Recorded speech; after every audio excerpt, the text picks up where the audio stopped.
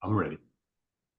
Good morning, everyone. This is Kurt Doolittle and Brad Whirl for the Natural Law Institute. It's Saturday, March 4th. This is a working session on the chapter. Really May 4th, but yeah, What? it's really May 4th. What did I say? Did I say March? Did I? I believe so. Are you just messing with me, or do I really do that? Well, I wouldn't correct you unless it was necessary, sir. Okay. So it's May. I know what it was. Since I mess with them, I really find that to be kind of troubling. You mess with me all the time. All right. So let's put a quarter in the autistic kid and see what happens. We're going to work today, Kurt. What? Wait, it's time for me to say something to the nice people that are paying attention to our nice coffee cups and our full glasses of coffee, that they can have the opportunity to take this opportunity to like and subscribe and the notification bell and then leave those comments, because Kurt wants to hear what you have to say about this glorious work session we're about to accomplish. But it's hard to do that yet because you haven't even begun to observe it. Yes, true. Do you, for the audience, this is the first time we recorded this, but Ed, if you notice, I have this brick background. Oh my! The lighting is fixed. The resolution is fixed. The color is fixed. I know the reason is Brad is always showing me up so much that with his handsomeness, his debonair, his professional dress, and his flags in the background, I felt like I was, the poor kid living under the bridge and showing up to school in ratty clothes, and and I just couldn't put up with that. What a wonderful brick background, though, isn't it? Yes. In the lower right, which is your left, there's a little gap between the over there on your. Watch this. Screen needs Watch to be this. open. Thank you. Sorry about that, Kurt. It's actually a visually distracting when that little thing is there. People are like wondering what's going on. It's just a set error. We got to get more difficult to maintain a set than it appears. I understand, and when you do a production like a play, there's set people and electric people and lighting people and you remember people and. I'm just a country doctor. I'm not. I'm going to put it another way: is that there's not much difference between professionals and actors. We have to show up and just do our job and hope to Al everybody else. What a chain of dependency. Yes. Why? Having worked on plays, I only worked on plays in high school. I've worked on plays, and they were big productions. It was a big deal at our school, right? It was like, we hired Hollywood. Oh, that's cool. We hired New York stage directors and the whole thing. It was a big deal. And so you get a really good insight into the mechanizations of what it takes to put these things on, and it's insane. But the difference is, like, if you're play a band instrument, right? It's actually very disciplined, and you're all doing it together at the same point, and you're sort of. But when you're talking, so it's very much like work. But when you're talking about making a play or a movie, it's very much like a frat party with infrequent periods of work, most of which nobody sees. That's right. And we're going to get back to embodiment. We are. Okay, so some context. When you're, it'd be really nice that if I'm sure for most people they don't understand this, but if for writers and script writers certainly do, is that generally you go through drafts, right? So normally, let's say a script is easier to understand because everybody's familiar with it, right? But you do it the same thing with books, which is basically you write a basic outline of the story, right? And it's basically like a theme, but where you're trying to say, these are the points I want to get across. But what you do is but you realize, like any plan, It's just the plan at the beginning and it will change throughout. Then you sort of work through the chapters and you say, okay, what, a book consists of an arc or a script consists of an arc. Brian's brilliant at this stuff because, of course, he's a script reviewer in Hollywood. So you go through this arc and then you write down, then you look at, okay, for this chapter, I want this to happen, this to happen, this to happen, etc. This is how I'm going to break it up. So chapters are sort of like episodes or context. And then you have scenes, right? You have scenes and you write scenes within chapters. So then you take what you do is you generally, in the old days, you did it on index cards. Today you do it in software, is you tend to move scenes around quite a bit and rewrite scenes a lot. You don't so much rewrite chapters as rewrite scenes and reorganize chapters, which we've done both, right? We've done scenes, which is topics, and we've done chapters, which is the chapters we have, which we've rearranged multiple times as we finally come to comfort about this particular thing of how we're going to present the information, because it's a huge body of information. It is. And then what you do is you have a first draft, right? Once you write everything and you have a first draft, that's your sketch. Your second draft is, okay, this whole this continuity isn't right. This is I've told the whole story and it makes sense and there's nothing too out of whack, right? So it's low level, then mid-level first draft, and higher level than second draft. And the third draft is where you worry about things like, what can I cut? Are these good sentences? Are these good paragraphs?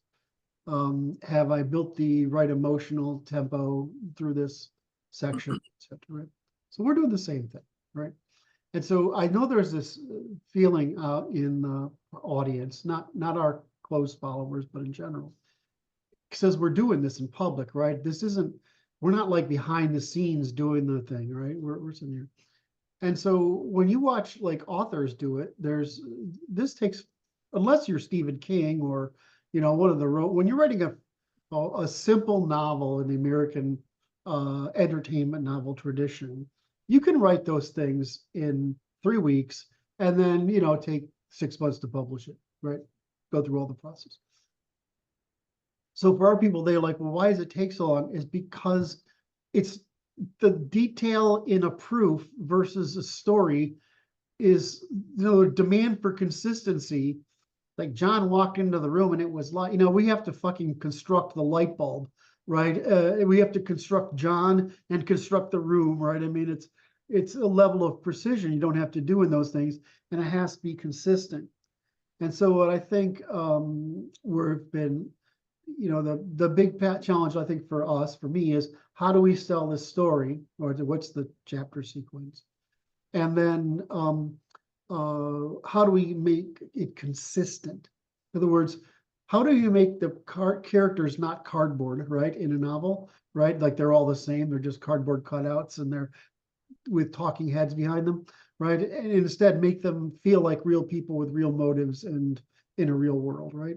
So you have to, so that's a kind of consistency. That's actually, I've tried to do that. I'm not good at it. It's really hard, right? So, and some people are brilliant at it.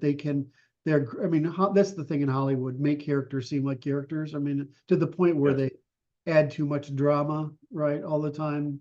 And they act like they try to put lower class behavior into upper middle class people. And it makes no fucking sense to you, right? It's ridiculous. I'm sure it's entertaining to the lower classes, but really it doesn't work like that. So in our work, we're at this point where we're really quite, we're trying to develop that consistency, and we've got the sort of plan down. We've got it down. And so what I was working on in consistency, and I feel like I'm finally there. Thanks a lot to help with Brad. There, on top of that consistency, there's a theme consistency, which are what are the points you, the macro messaging you want to get across. Right. And so, so that you think of that as what's the messaging that you wrap around the scene, or in our case, the chapter, that ensures that you're communicating the core ideas that you want to get across, because they're the skeleton on which all these other complex things hang. So basically, we're trying to create the literally the analogy to a physical architecture on which all this complexity can hang, and that so that it's consistent and understandable across it. In other words, so that it's a system of measurement. That's right. And so I felt was there.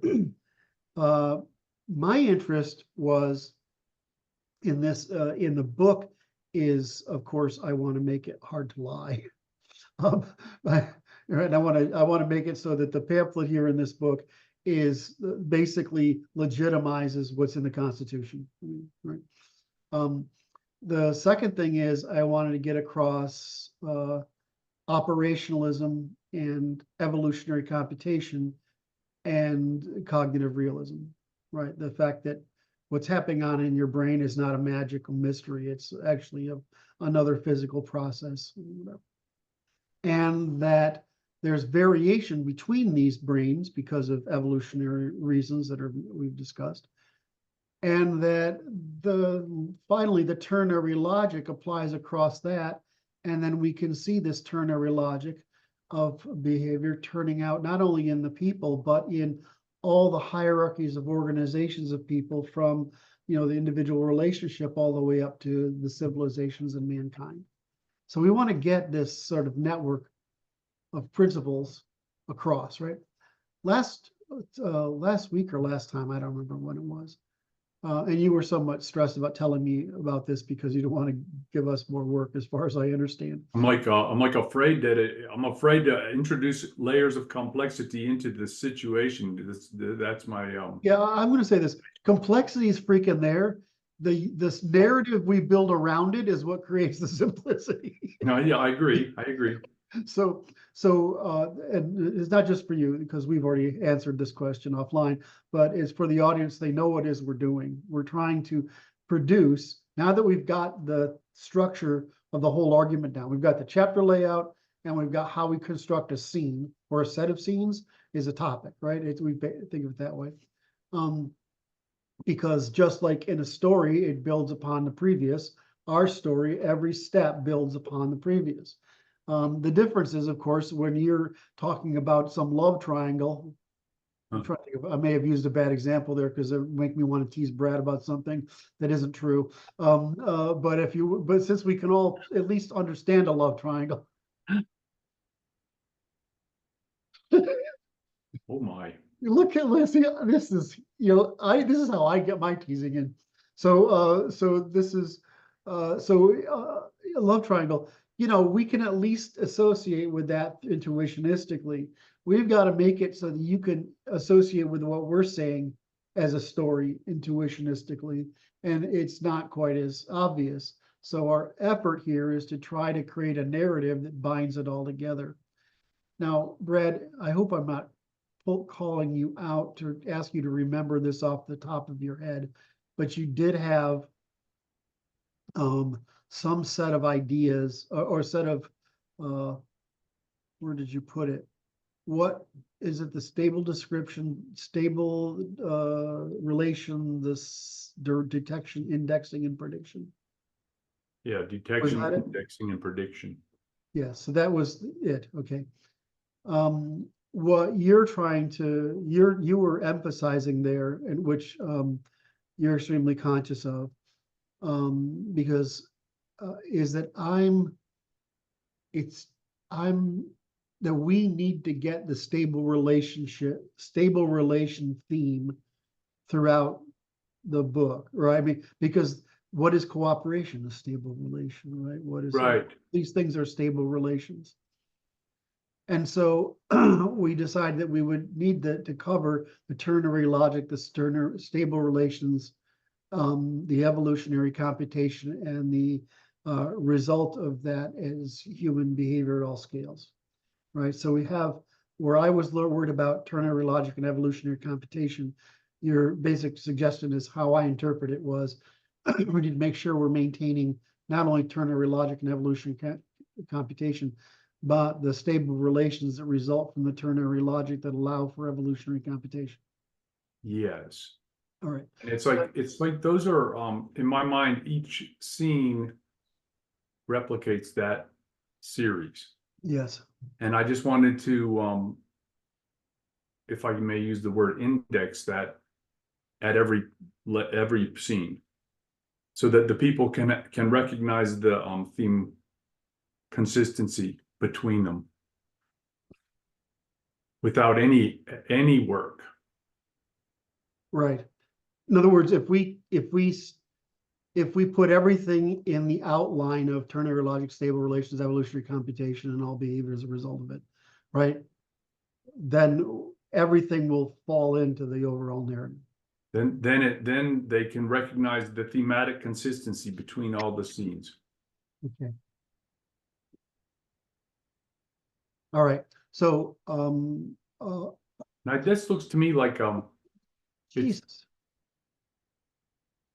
it's a matter of just tagging the elements within each section, within each scene with those tags, so they can recognize it, or maybe a label. Actually, I think it's using the terms relation, constant relation, inconstant relation, and we go through there. And if there's an opportunity to make that point, we can do that. But Yeah. we can also close with, okay, we've shown blah blah blah blah, right? Mhm.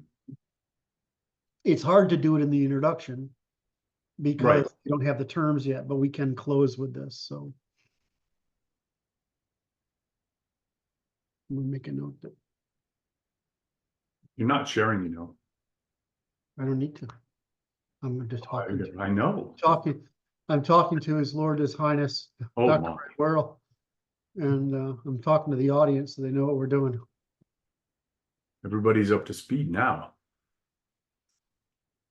All right, so we have a book mission, right? So we have a book mission.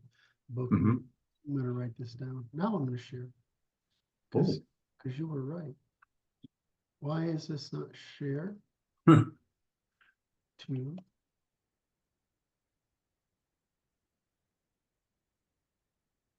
There we go. Beautiful. we have a book mission. Whoa, what happened? Okay, I see the notes on the right and the highlighted on the left. Good.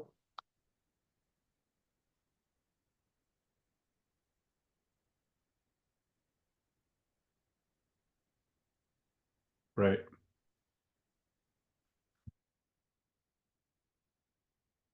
In the form of a proof.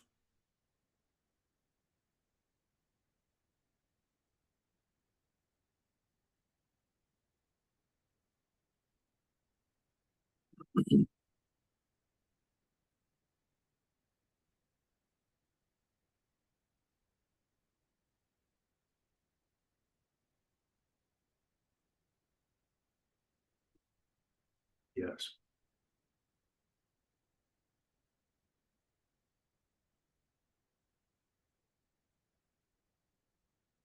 All right. Then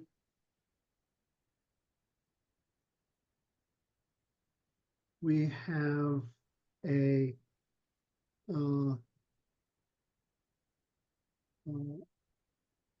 superstructure. Yeah. Which is ternary.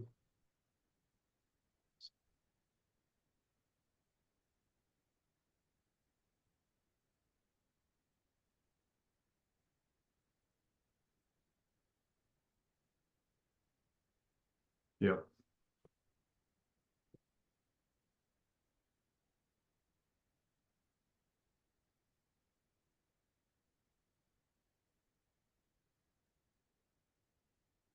Right, that we're trying to construct that.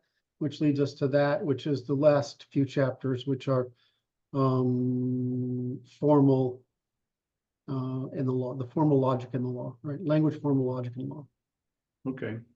right? So we have that. All right, so here's that's what we're trying to do. Now we have a superstructure theme. That decidability is incorrectly spelled. Thank you. I didn't even see it. And then we have a chapter theme, a section theme, it's really section.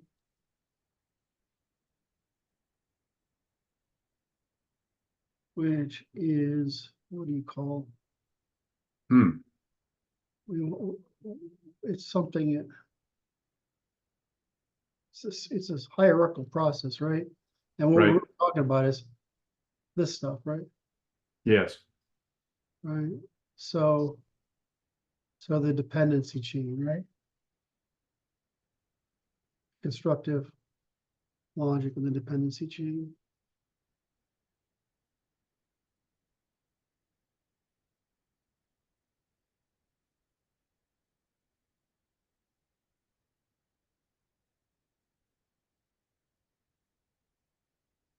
Hierarchy, yes, Jesus. It's interesting. It's like an architectural drawing. Yes.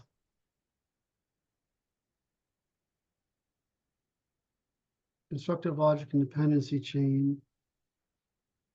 So each chapter, wait a minute, chapter. No, outline. Which is from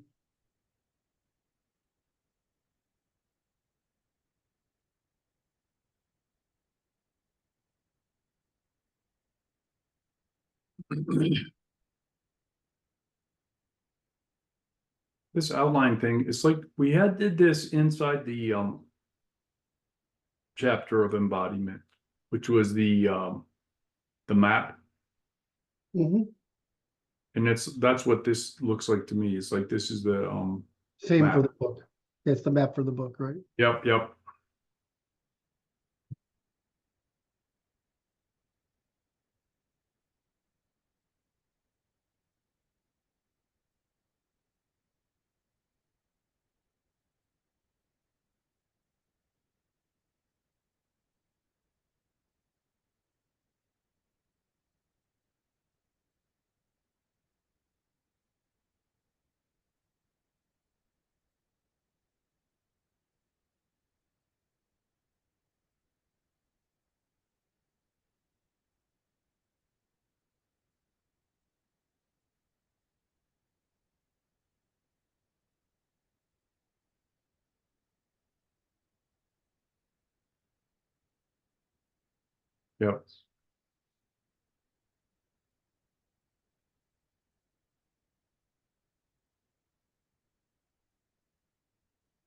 That's pretty much it, right?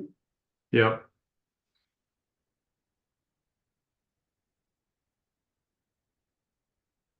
You hit the caps lock, you won't get the shift. You won't get the shift response. There you go. So that's it.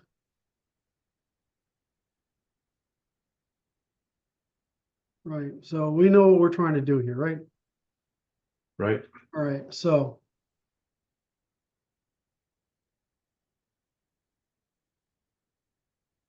now what I'd like to do is get into the work. I don't think there's any more to do here, is there? No. Right. Okay, great. I've answered that. I had to go answer these questions this week. Okay. All right. So on this post that I wrote, sentience, awareness, consciousness, agency, intelligence demonstrated. That was interesting. All right. So what I've done here, and I don't know if this is in the right place, which is what I want to ask you. In pursuit of this and this, right? Okay. orally. I have tried to take and out and put the whole context together. Okay. What they're trying to do, the entire process. The components of that process, the different results that happen, which is these three, right? Then sentience, and then consciousness. And I've tried to do that by saying we know where this happens in the brain. Right. As for consciousness, I've tried to solve the problem of what's being, which is the big question. Just what is transmitted by neurons, and how our networks act that produce experience accessed and transmitted. In other words, what the hell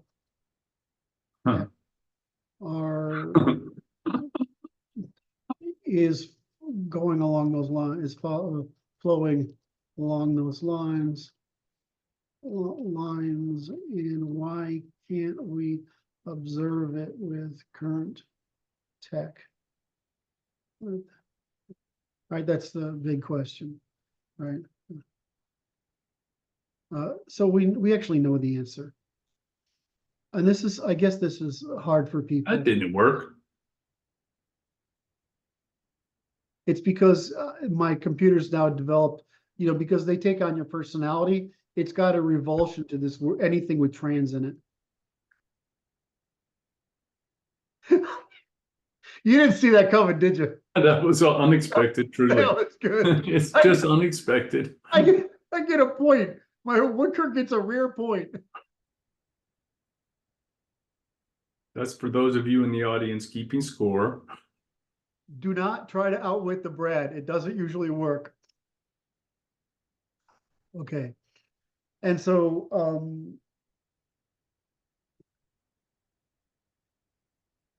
for this section, right, embodiment. Yeah. This,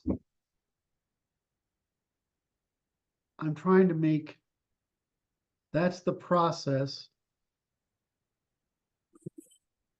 The thing I'm not getting here is measurements. So in other words, what do I'm you missing, mean? I'm missing, I think it goes here. It goes, we're not talking about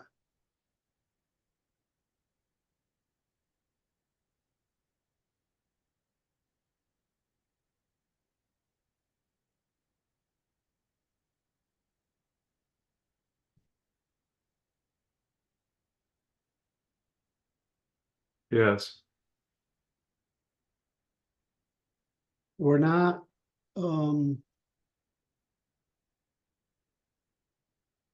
covering this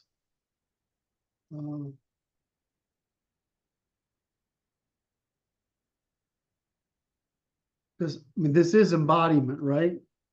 Yes. So I feel it's stated, but well, your statement about constant relations made me understand was that I didn't feel like we got this across. And, all right, does that make sense? I understand what you're saying. Okay, so now we've got the book mission. We've got the, what do I call this? The four, what are these, the key themes?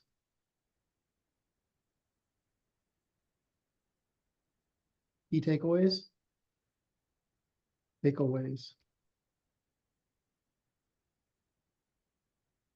That's what we want, right? We Okay. want, that's what that is.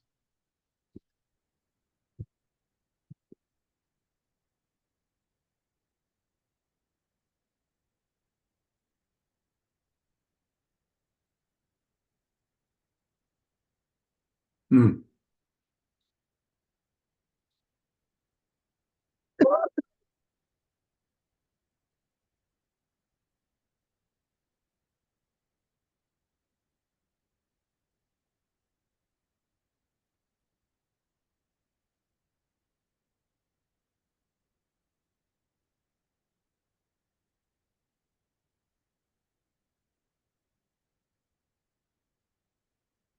Hmm.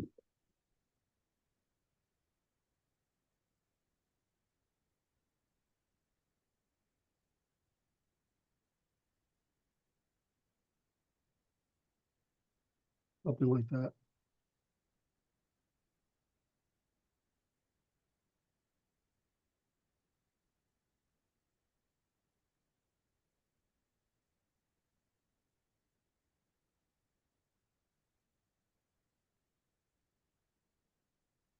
Something like that.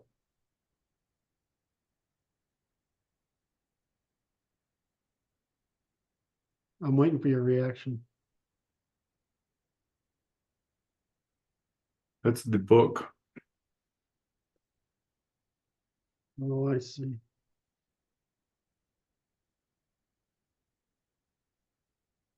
Yeah, that's the takeaway team. Yep. And so what you're saying is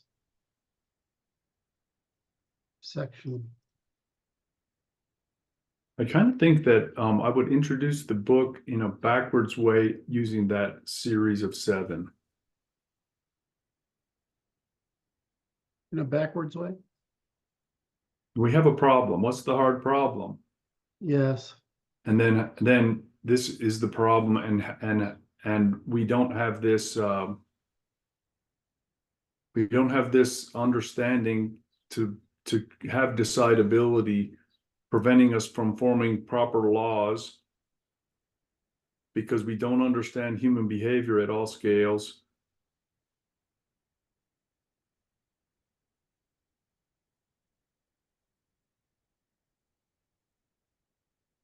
So that and then it points back to the ternary logic and understanding these things, these basic last 3 things, evolutionary computation, a stable relations, and a ternary logic, allows us to be able to have a sufficient vision to find the answer to the hard problem.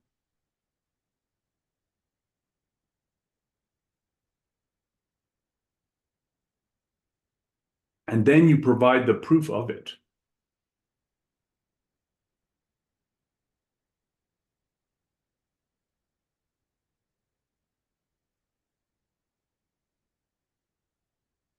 And unfortunately, humanity hasn't come up with this, which is why we have to suffer this work. Mhm.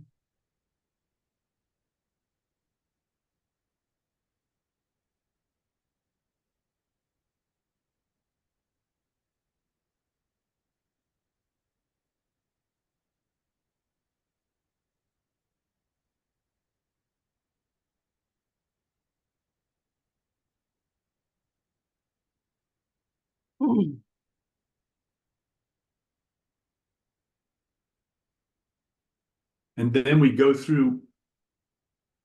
forward through each individual section, showing the metric. Mhm. We already did the section outline though, didn't I write this somewhere? Where did I write that?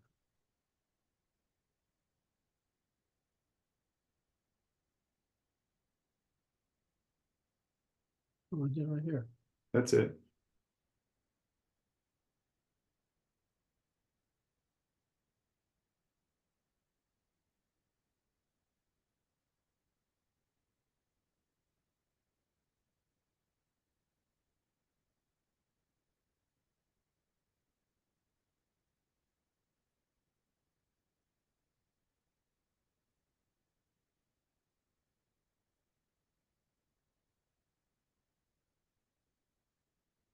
Yes.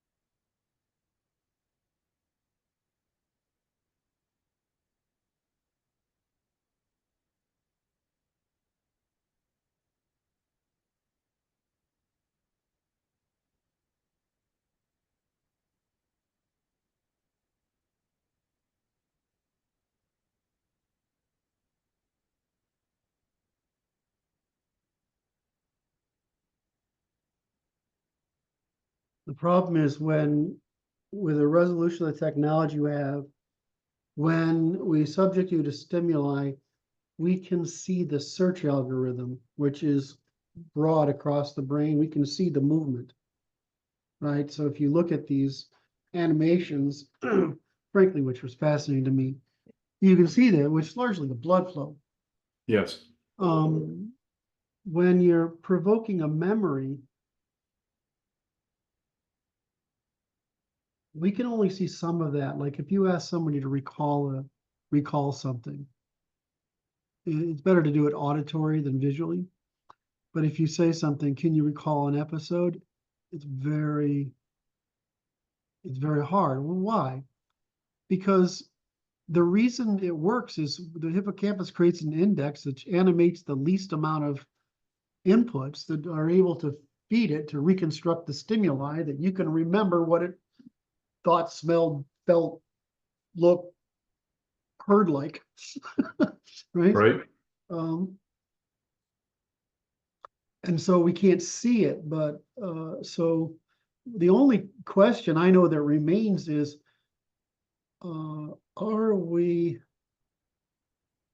literally going back to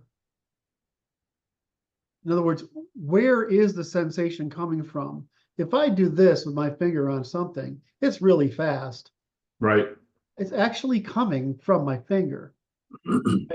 The about portion of it is coming from the neocortex, right? But what I'm feeling, right, in the moment is not. And then the big difference is if I touch this, I basically feel warm, and if I move it, I feel Yes. texture.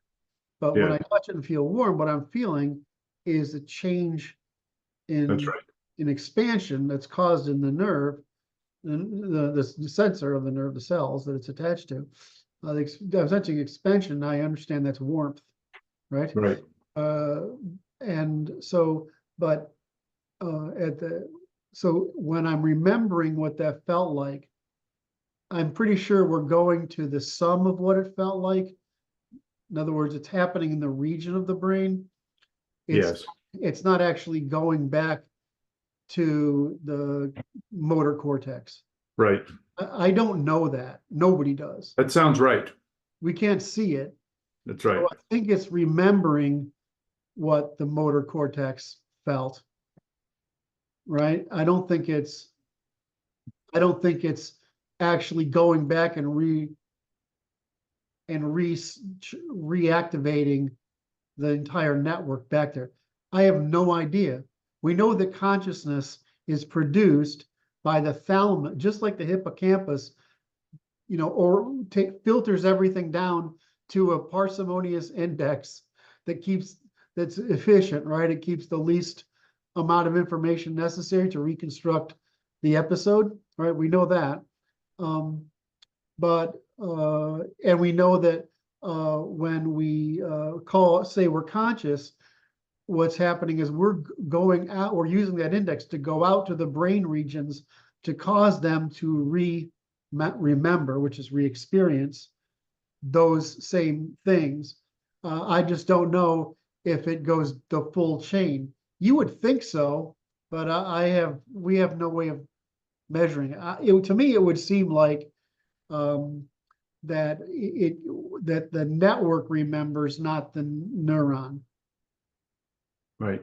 That seems to me, because I don't know what the fuck the neuron can only remember patterns of changes in state and frequency, right? I mean, that's No, I would argue the neuron more remembers who to talk to and what yes, happens when those are shaking.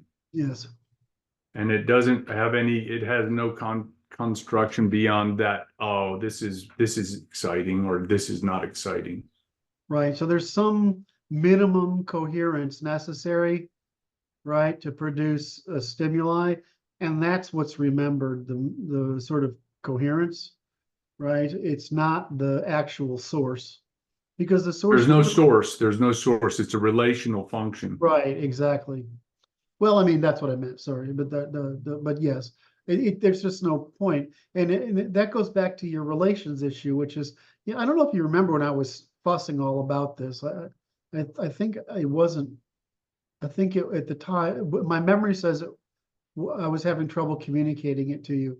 But when I say there's nothing but relations, Yeah. right? Right. The universe consists of relations, because not of in other words, we tend to think of things which are bundles of relations, right? But but nothing has any meaning independent of relation. It's like saying there can't be nothing, because the nothing means the absence of relations, right? Relationships, no, the indifferentiation.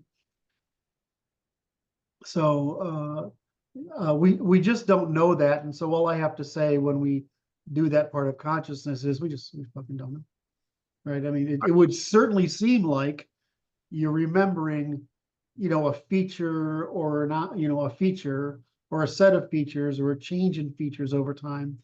We know that you can remember features without objects, right?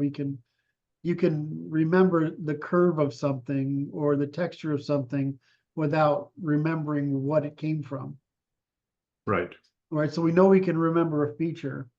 I know we can't remember or think about whether this fucking cell in your eye is that relationship or that to the cell next to it. I mean, we can't. There's no access to it. Or am I making my point here, or is it? I'm good. Okay. No, but is the audience going to understand? Am I going to be able to communicate that to the audience? I think so. You telling me to? I feel like you're telling me to shut up now. I'm sorry. All right, let's go down to here. All right, so we have an introduction, right? And we're going to sort of lay out the map, right? And then the first section of this introduction is embodiment. Now, my struggle is, do I put all this structure up here, or do I put it into embodiment? My intuition is it goes into embodiment. Which structure are you referring to? All of this.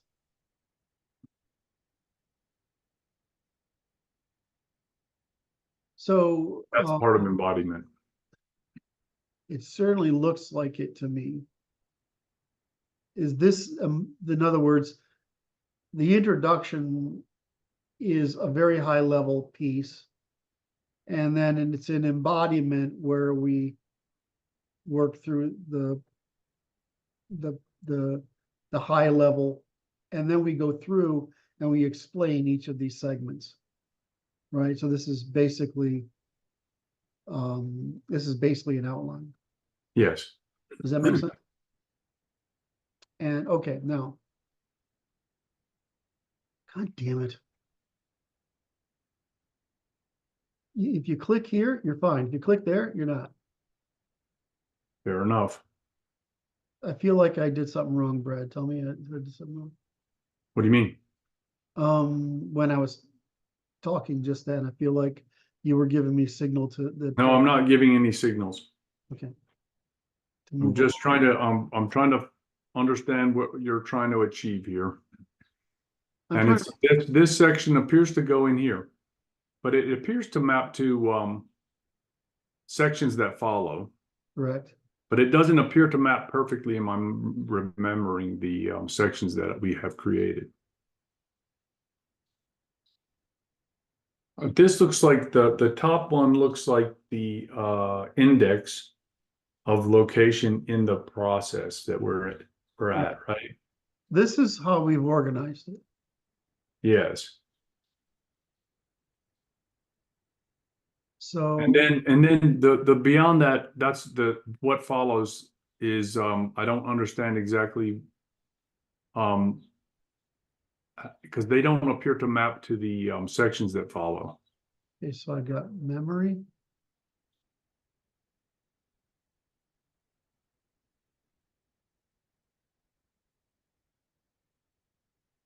They do. I don't directly address this one. Yeah, they go. So, okay, so let me ask it another way. I was trying to answer this question, Okay. right?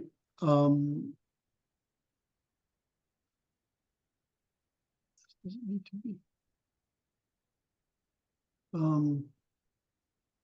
I was trying to answer this question and to make sure that I knew these things. Yes. My feeling is they have to be an outline somewhere, even if, like, for example, we don't include them until as we add them. Right. Does that make sense? That's how I would see doing it. Okay. And it should be like within the hierarchy of the outline, the neurologic hierarchy. Right. So this is the thing we're doing. And as we go down here, we'll go through into more detail. We'll Right. right. There's more that there's all right, we go. All right.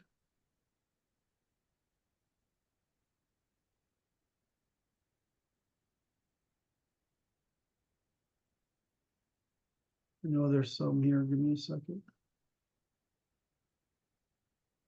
Yeah, see, we got it here. We got this one. Here's the one I was thinking of. So it feels Those, yeah, Right. go ahead. So it feels to me,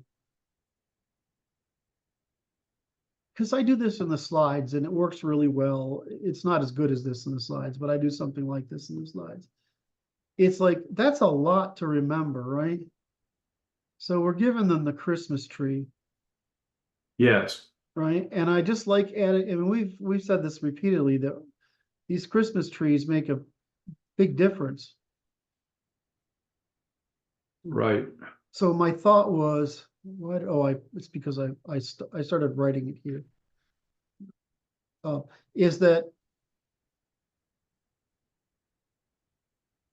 you know, what's the chapter outline? Well, I mean, to me, I would want to tell them this stuff up front, either, you know, up here in the beginning or here or in the process of embodiment. And I mean, it seemed to me like I would want to tell them here because that's what's going on. That sounds right. So, but then we don't need to put everything in every one. We only need to put in, I mean, we don't need to put. That's right. What is added, those pieces are added as we in each section. Yep.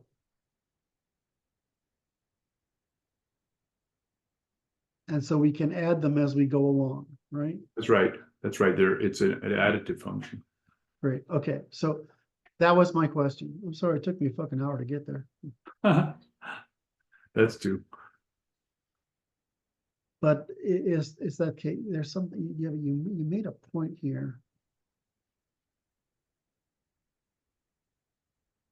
You could describe it because it's like those elements 1, 2, 3, 4 are cumulative capacities, right? Right, this 1, 2, 3, 4, that's what you're talking about. No, I'm talking about the ones that follow. These here, right?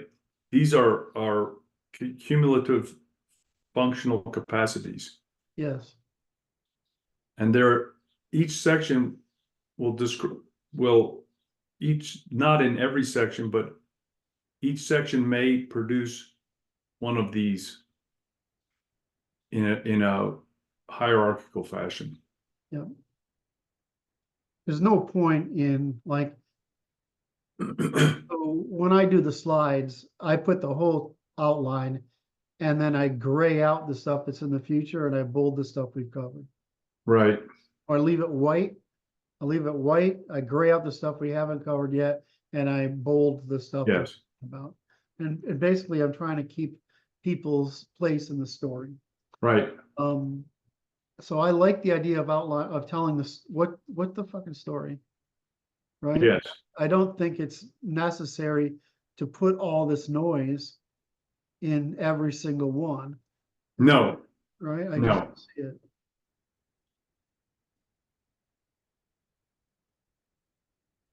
All right, so we're agreed on that. Yes. All right. All right, let's get back down to.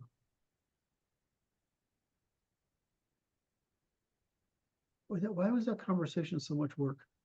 I don't know. It's a error checking process.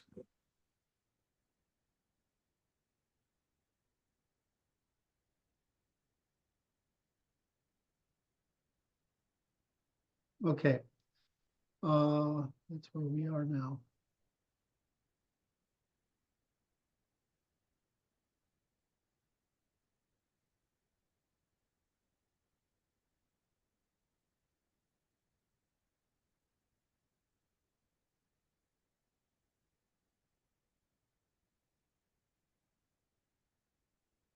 What's the other memories? Procedural.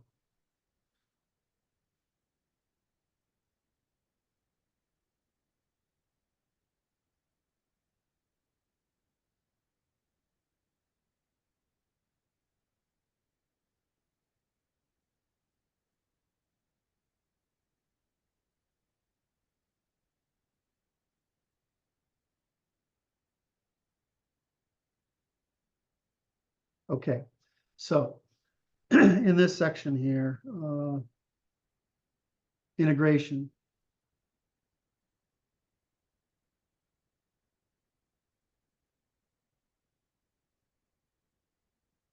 Let's see. So we can remember what can be indexed. Yeah, all right, I got it. And indexes consist of relations. So of course, indexes only go to higher level relationships. You know, Red, you make a lot of sense when you talk. Ooh. All right. So what was I going to get to here? What I'm getting to is you brought up, I asked you to watch a video. Yes. And I can't there's actually 5 or 6 of interviews with Budson. And he's a little timid. I mean, a lot of academics are timid about the claims they make, right? And then some of them are completely ridiculous, right? Okay. I don't want to mention anybody named Green for that.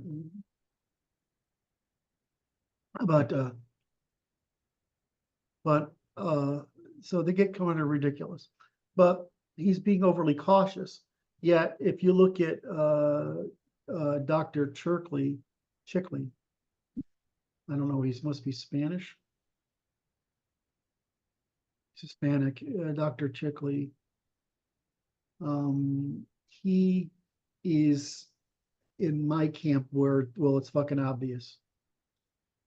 Right? I mean, so when Chickley and Hudson are talking, Hudson. I keep calling him Hudson. I don't know why Budson bothers me. There's like, there's something in there that in my subconscious triggering it. But Dr. Budson is talking, he's being overly cautious, while I think Chickley is saying, well, I mean, it's pretty clear it's this nucleus and the and the interior, the posterior part of the thalamus that's regulating this, and so he's willing to make obvious what appear to be obvious deductions from responsibility, and if it has to become somewhere, it looks like it's here, where else could it be? So I asked you to take a look at this, and I loved your response, because while we say the hippocampus produces memories, it does, but what does that mean? And you came back and said, it looks like it performs the indexing function, right? Which is what? It's just like a card catalog. It goes, okay, there, it's over there. It's I love of course, you tend to be parsimonious anyway. I'm the one that blithers for 70% of the time. Yeah, I thought that was great, and it didn't require prompting from me. But you said it looks like it performs indexing. And so I was thinking, how do we I want to make sure I get that message across, because the argument about consciousness is dependent upon the relationship between the regions, the hippocampus, the index, the associations that were created by the index through repetition. In other words, when we're rehearsing or recalling, and the intensity of the number of Christmas lights that come on, so to speak, in the thalamus, which then says, okay, this is worth giving to your attention. Or of the things that are nearby, this is the best we got, is actually the more accurate. And of course, we do have what's the body part what's the brain section that says, oh no, what's the alert section? The reticular activating system. Thank you. So of course, the reticular activating system, it does like, I don't fucking care what the thalamus says. Go do this, right? So anyway, so I want to get this coherent across these pieces so I can end the sophistries, pseudoscience, and mysticism of consciousness.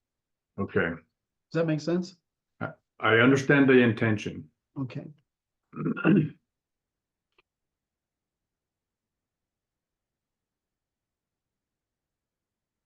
I think this is good. Where are we now? I think we did okay here. And I think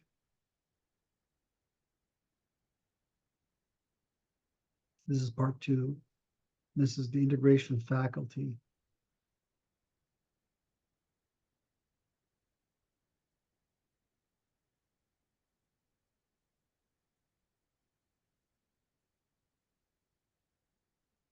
So what I'm going to do is look at this section with all that we've discovered here, given that this appears to be important.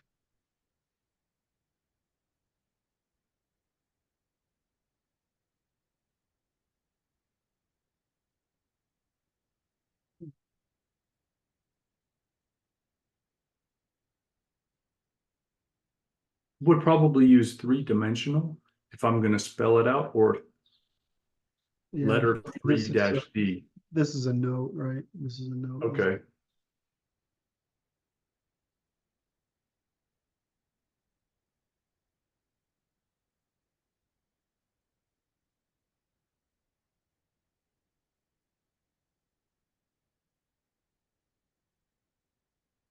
All right, so this basically ends up being the introduction, right?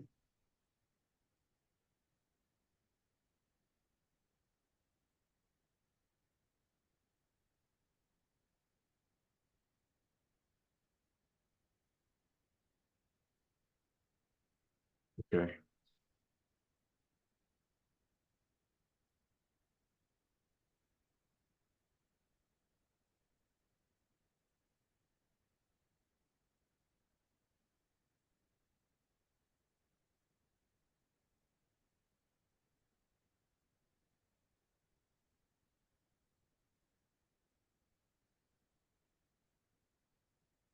Nice.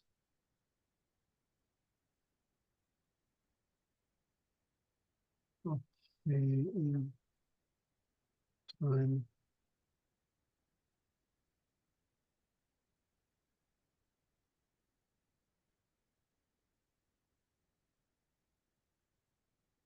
Okay, so let's just walk through the stack.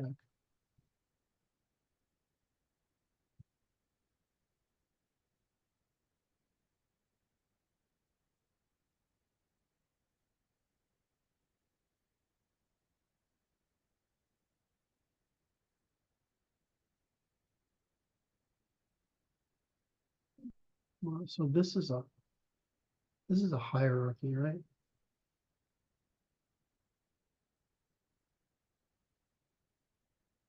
Right. So should this be numbers?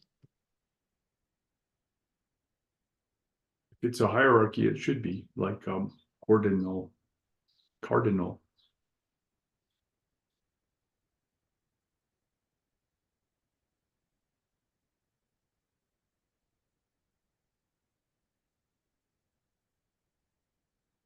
This is the sequence, right?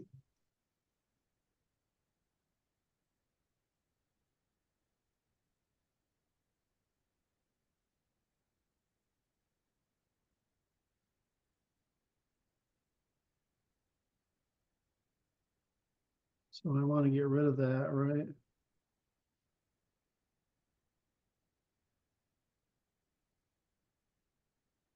Should it have a label? A sequence of. Yeah.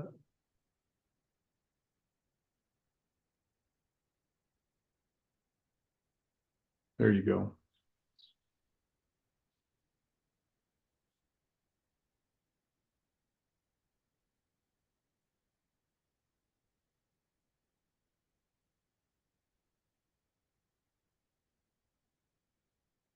And so we got the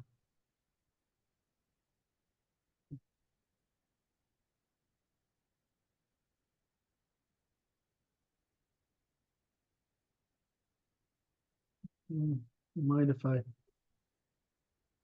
increase this, add another screen to this?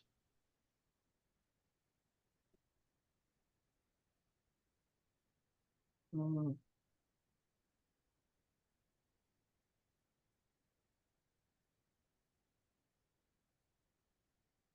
Give me a second.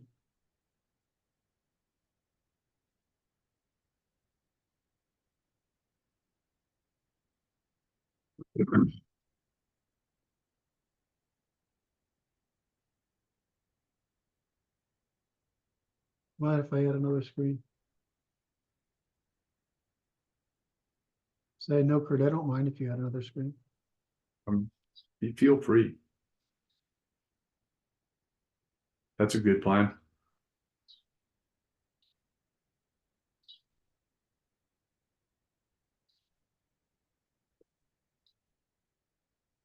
Did you do that on me? I had it on the right screen and I made it larger.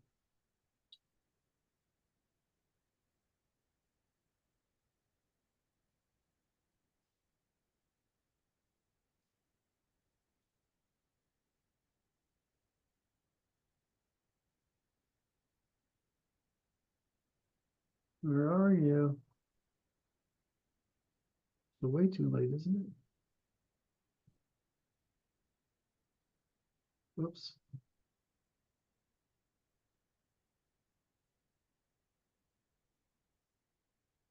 It's all too high level. It must be up here somewhere.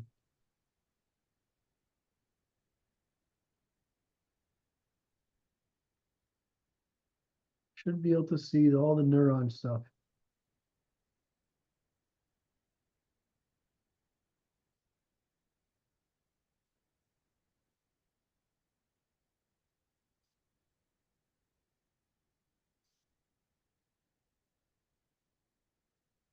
Yes.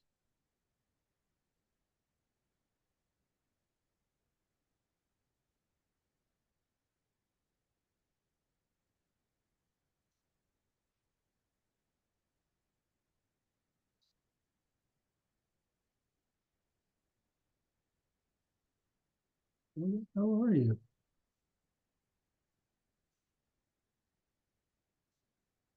What are you looking for? I'm just gonna go to the big one. Yeah, where's view?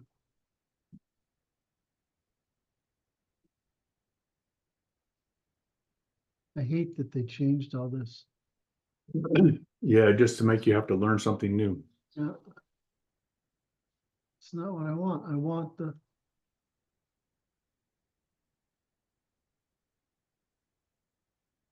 Where is it? Where's the?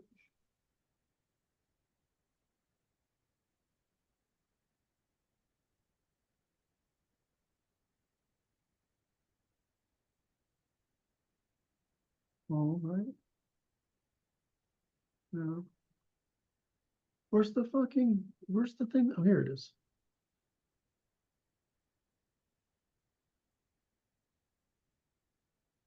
There we go. Thank God.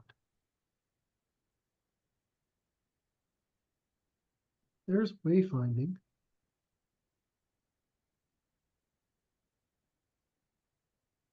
Where's?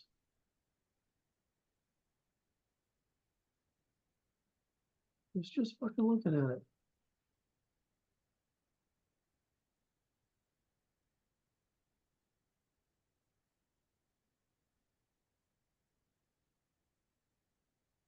There it is.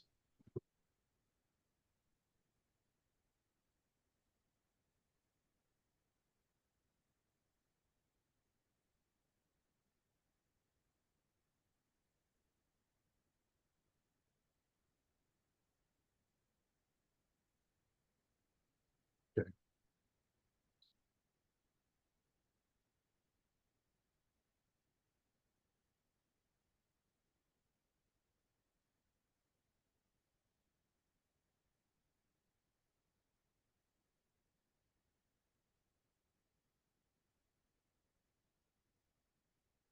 Yeah, this is actually what happens.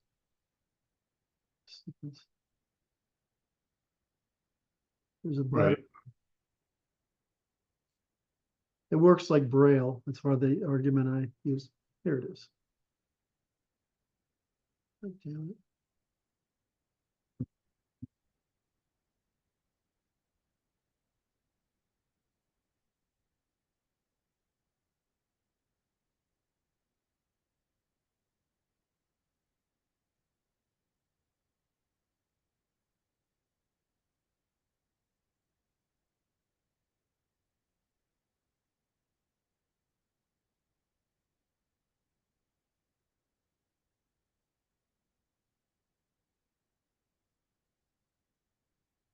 Features in there somewhere.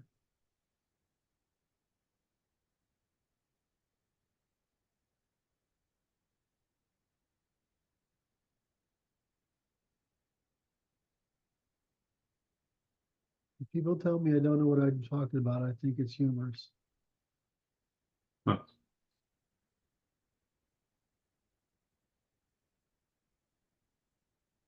I'm looking for features.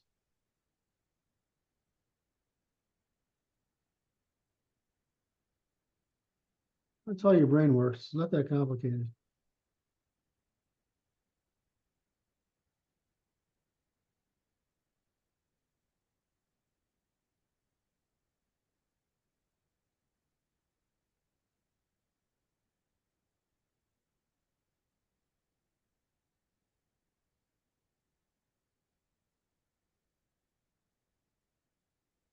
Is it here? No. I bet it's in geometry.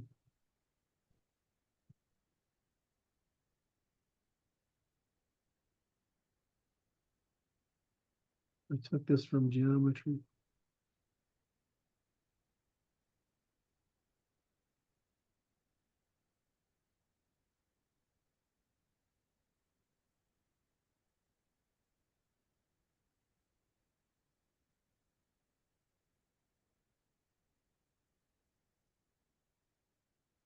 Give me a second, boss. I'm sorry I'm taking so long. Okay. What happens? If somewhere over here, file, new Finder window, PI courses, foundations, geometry.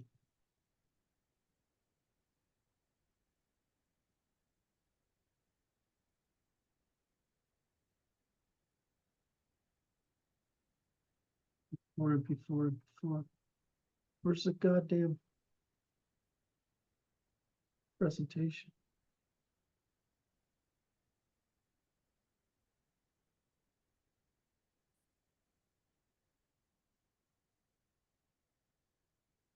There we go.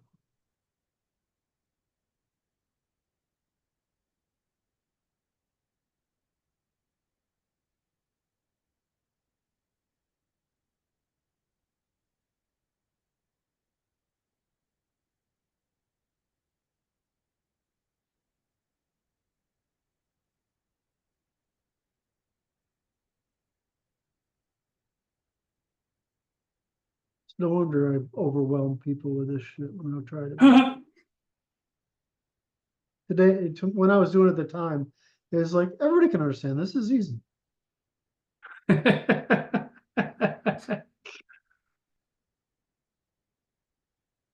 That's not the right one. It's the one that has this in it.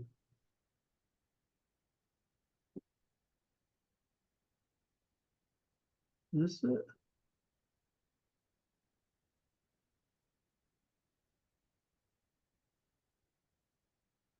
Why don't I just do it the easy way first?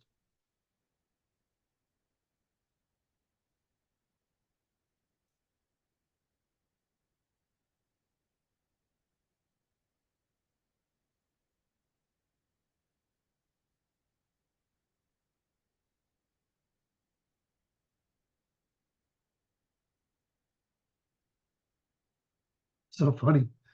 I really like this level of detail, but Yes. clearly the pamphlet level of detail is more digestible. Yes.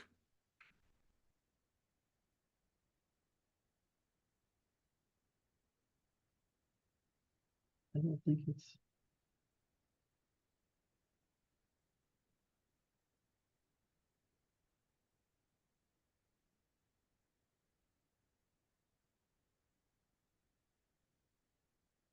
I don't understand how I screwed this up.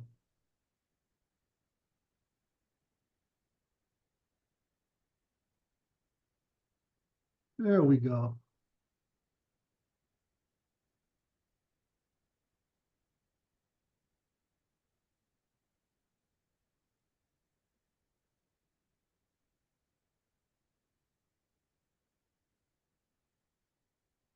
Fragment feature object model. Okay.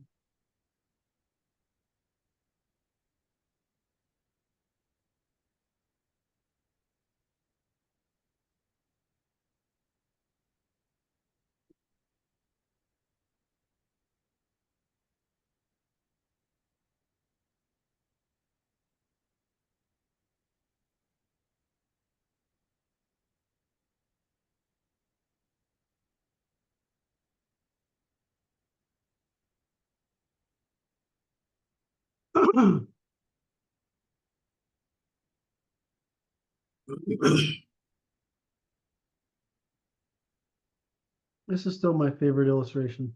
It's cool.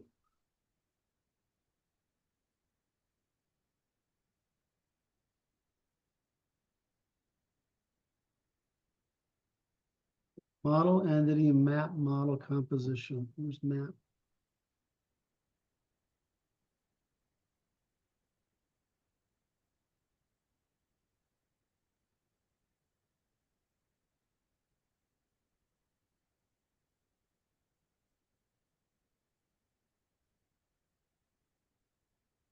This is way too hard for people.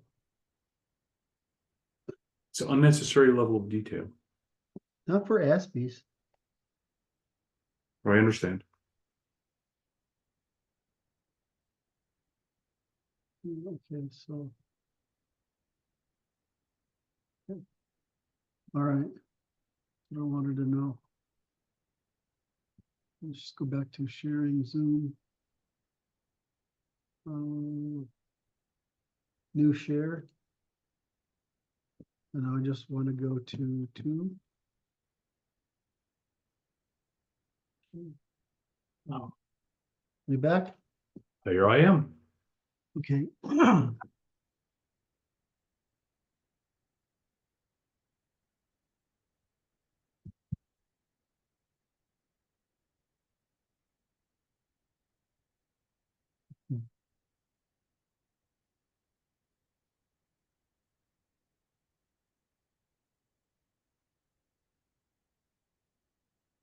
This is supposed to be embodiment, right? Yes. So this is really, What's that? this part is really an introduction. Yeah. Right? And this isn't a 2. This is just embodiment. How?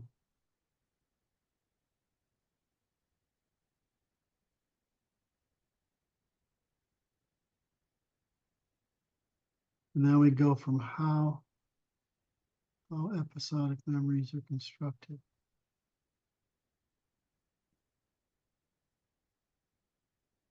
And how episodes are organized. And this is too much of a leap. What's that? Well, the leap from explaining how the faculties work, the memories, Yes. to self-reflection is too much of a leap. And I think self-reflection, there's missing. What's missing? You have to have a capacity, a model of yourself in order to reflect upon it.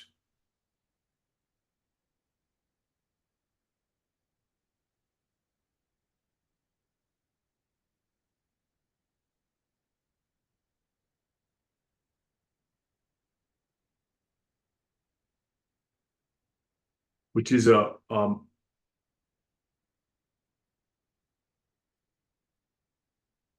self-awareness, right? Well, you need the model before your awareness. That's right. That's right.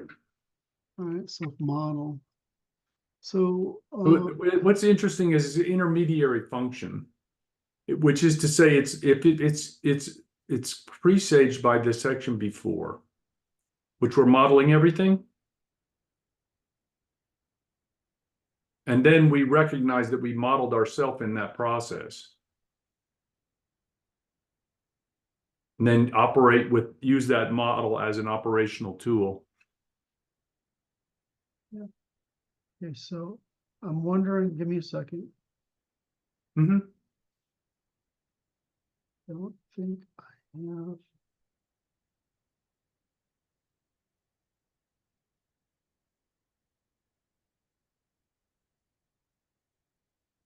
I think it would. All right, so the way the brain evolved is you have what's today our organizational system or wayfinding, which happens down there, and the hippocampus is known for memory, but the memory is memory is necessary for wayfinding movement.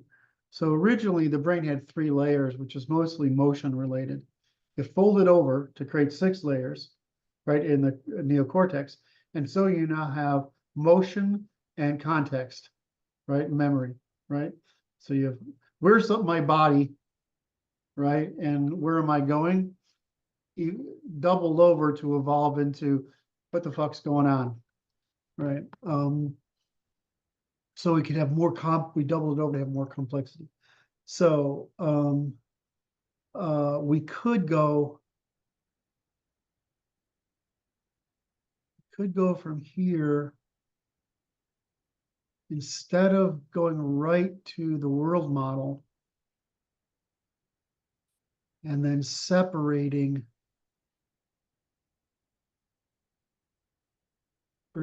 procedural, in other words, we could do this.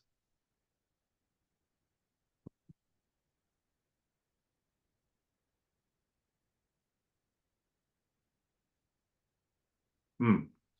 We could put it up in here.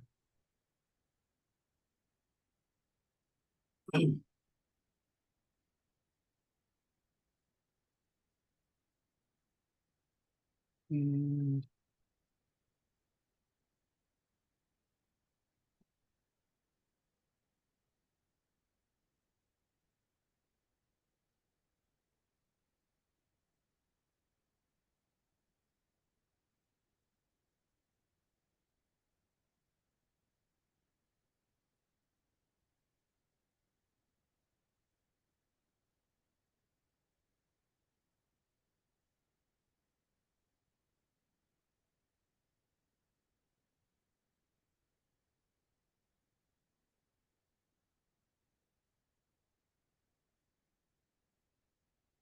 yeah, I like that better. Self-model, role model. Self-model. Take that off. Make that one. We go to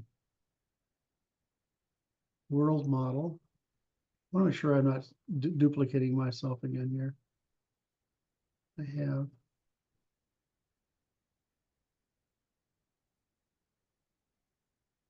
we got this.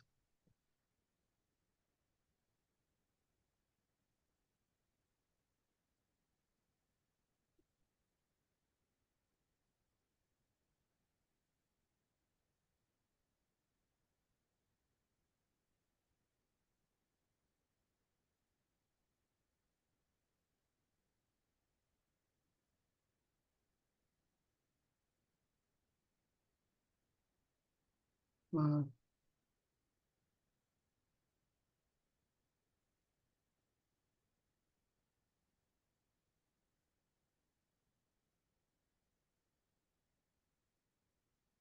It's appropriately a 2.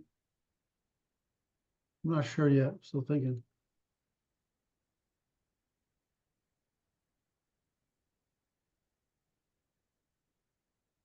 Wow. No, it's a one.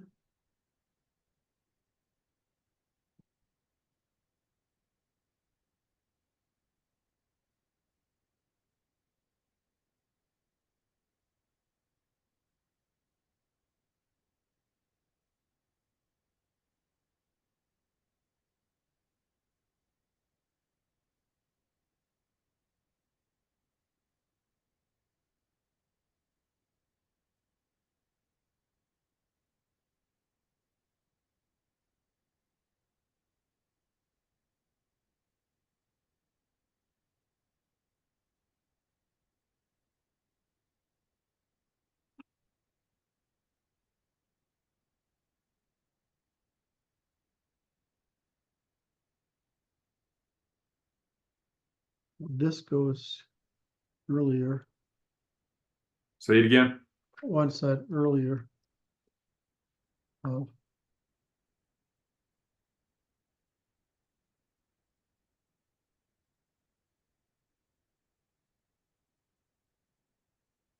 Okay. and then we deal with uh, larger objects, background spaces, background Yes. is here.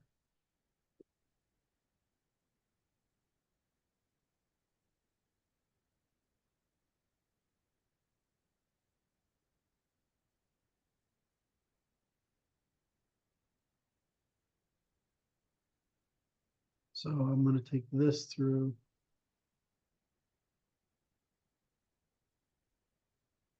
this.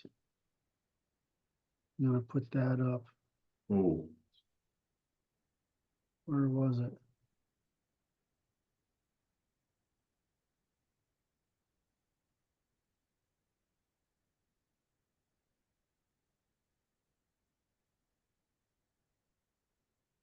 It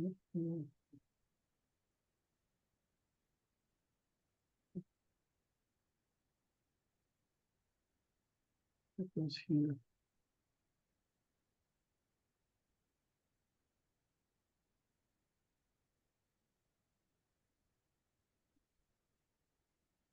Word that I'm repeating myself is why I'm asking this. I didn't hear you. Well, I'm worried that I'm repeating myself because I'm trying to say too much at one place and not consistently build upon it.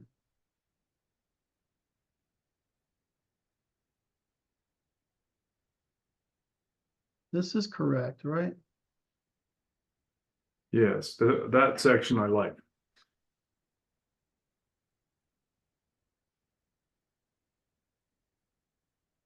Okay.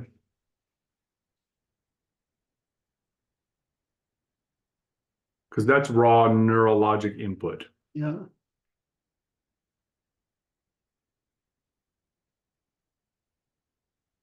That's like,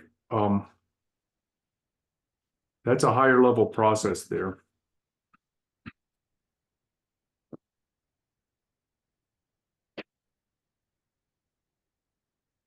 That's the section above response. These are higher level processes. The organization, that's correct. That's right.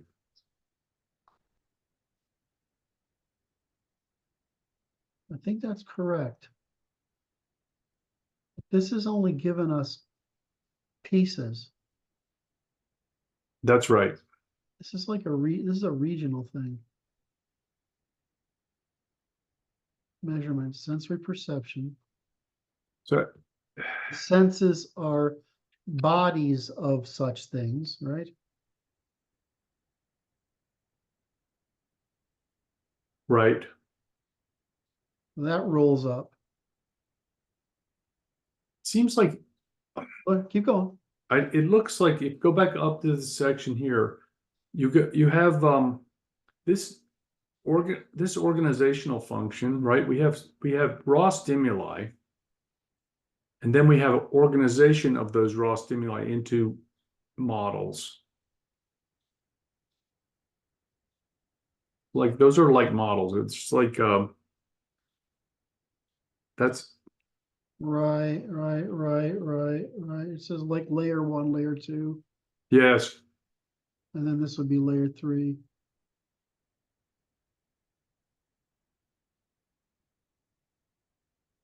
Layer 4. Yeah, I mean you're right. So should we break that out?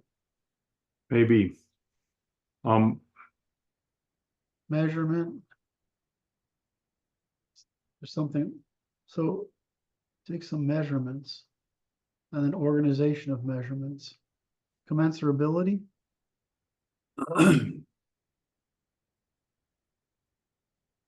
Measurement. Yeah, I think you say organization of measurement.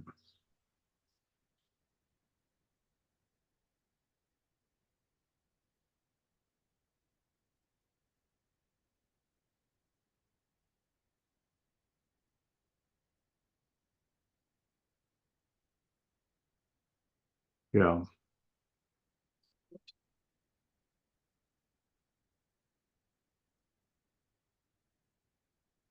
So do we separate them or do we just call them, do a 1, 2, 3 thing? I think we separate them, Okay. right? I think I would rather do that. And this is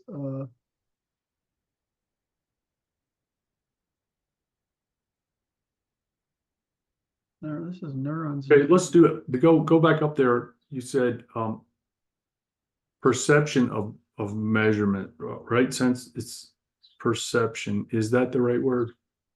It's detection, right? Right. So we start out with, this is the first level. We're sensing vibration, measurements, these kind of deformations.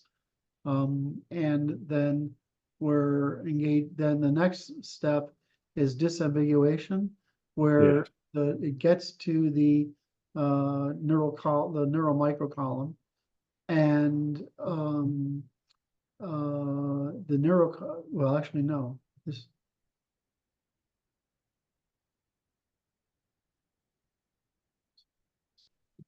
No, this is just the neuron, It's just basically nerves. and this is a neural microcolumn.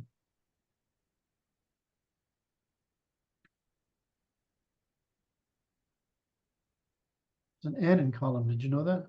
What's that? I'm just picking on myself. That's nice. That saves me a lot of trouble.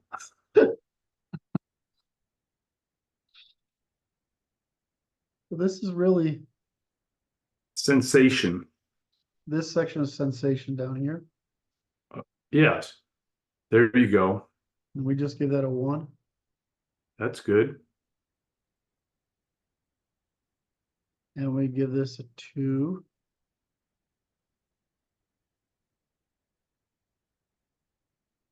Sensation measurements.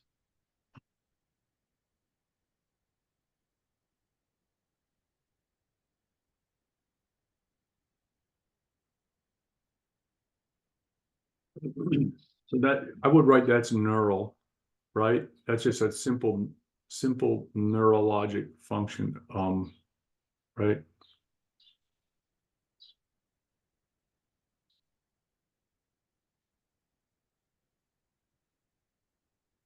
Really, this is just. Okay, I got to go back to whatever you said because I was concentrating. Where's neural? That's just neurons. That's right. That's right. This is neurons. Sensation is just a simple neuron picking up a data point, right?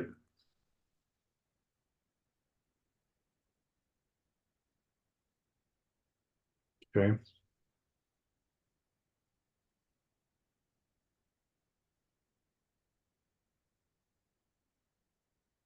Fixed microcolumn too, since you're there. What's wrong with it? It's spelled wrong. It's microcolumn. No, it should be on. See, I Okay. think it'll take that, but I do it like this. Okay. I Put think it here, put it in there. Then I don't have to think it's wrong. I just, you got neuron, layer, microcolumn, macrocolumn, region, hemisphere, neocortex, right? I mean, you're sort of.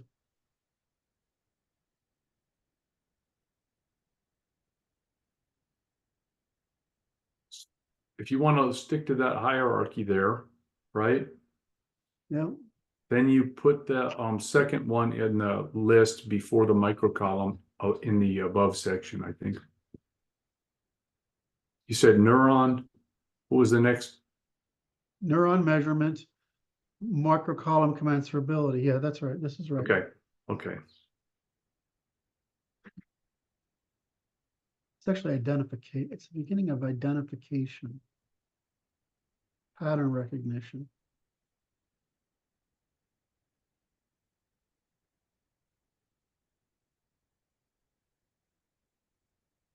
Yeah.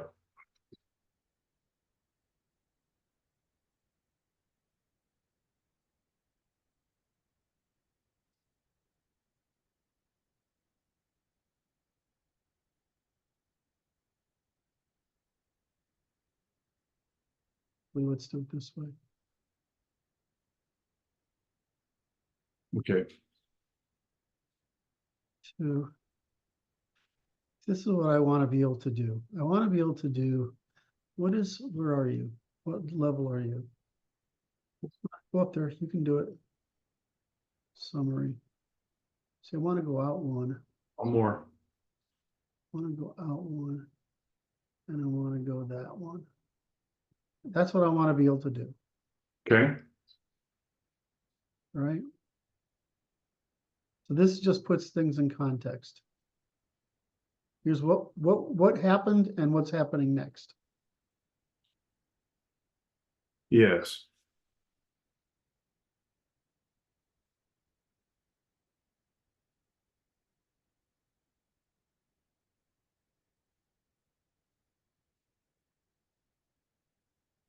I think this should be second. Oh, okay.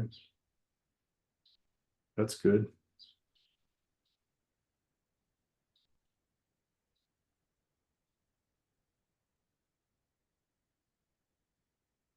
I hate that word.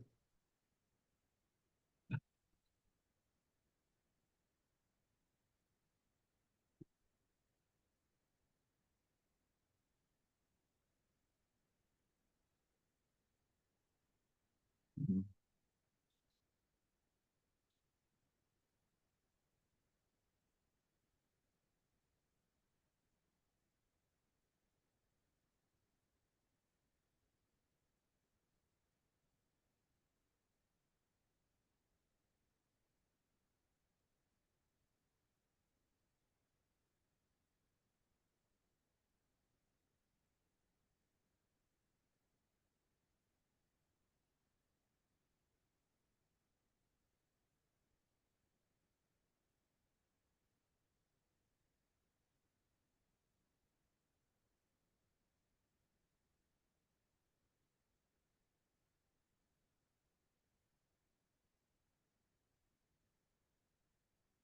We need something else there.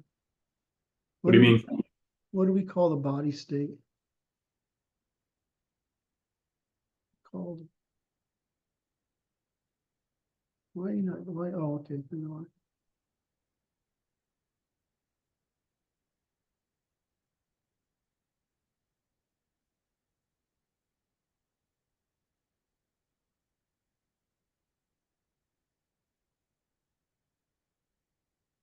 We did internal state up here.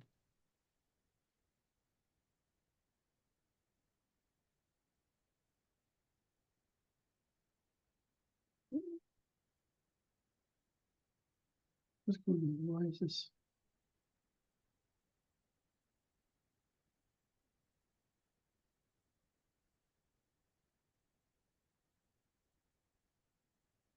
What do we call that internal state? We had 3 states.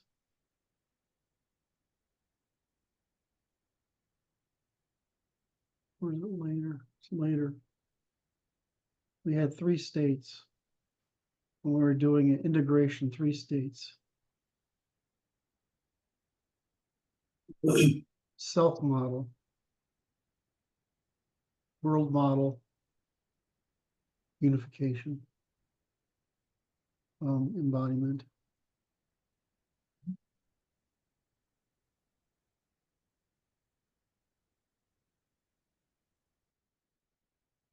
Something like that. No.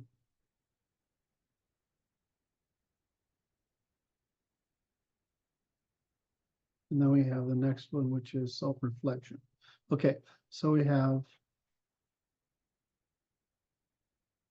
self-model, world model, episode model, self. You know, where was I?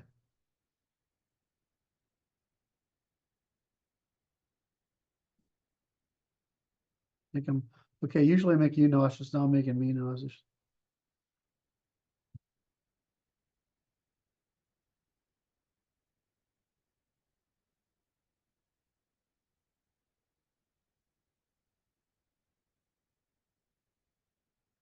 Well, self-model,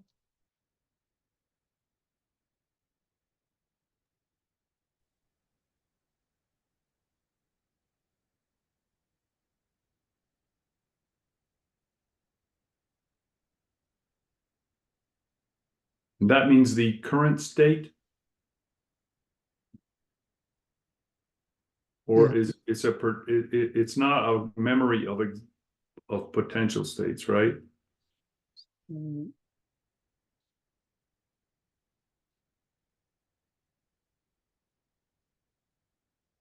Yeah. Yeah.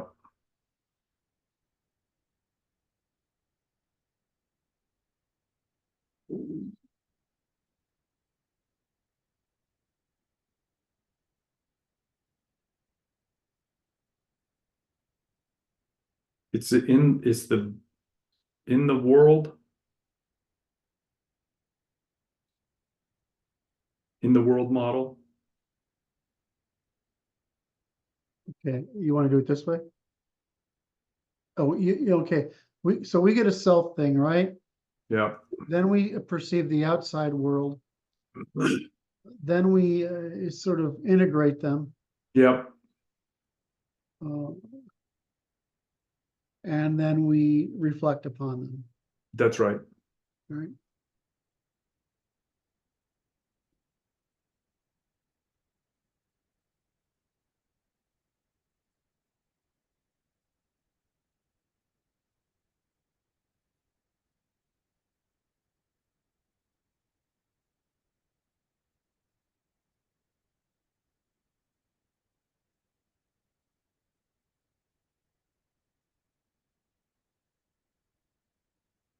Yeah,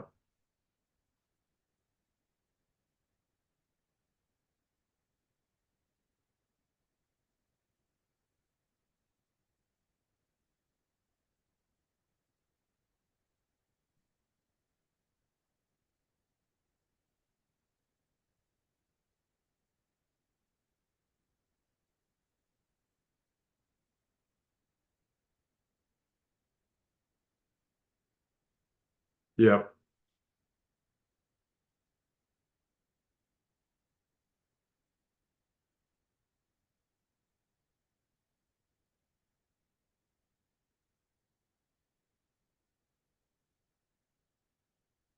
I do that for. I wanted the came out body. in the world model.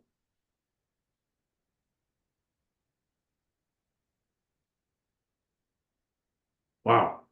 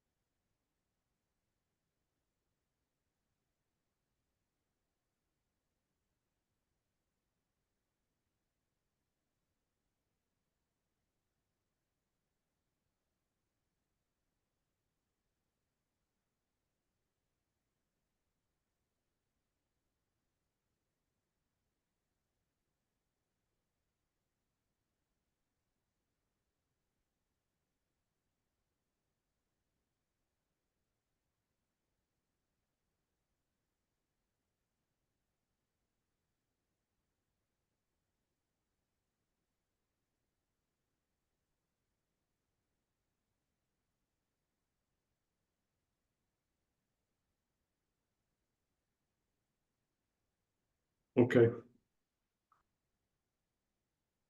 Mm.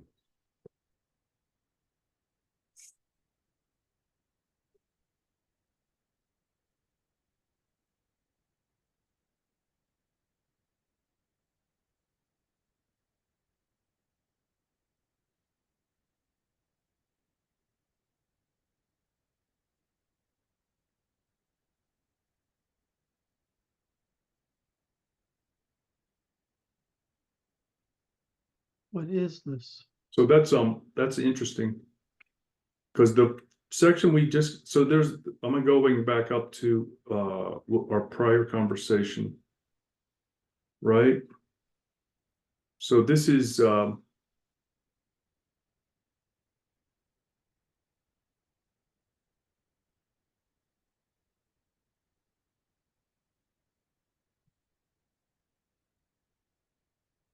indexing, yeah.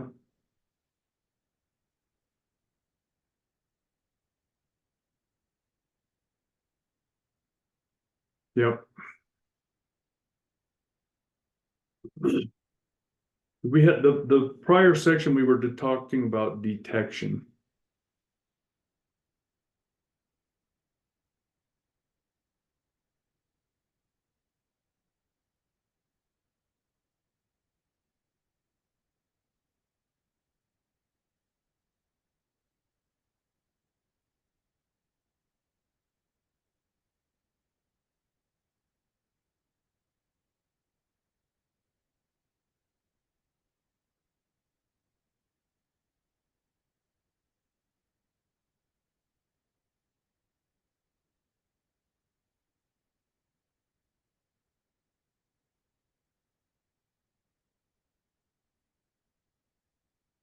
Okay, you said you wanted me to go up there. Go ahead. Okay. So the first, go up that section above, section 1, is detection.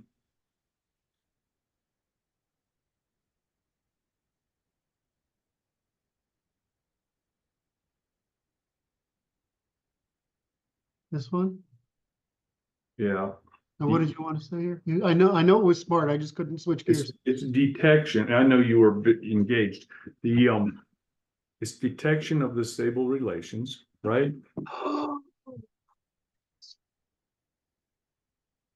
That sounded surprised. Well, I knew you'd work. I know how you work. You know how to get there.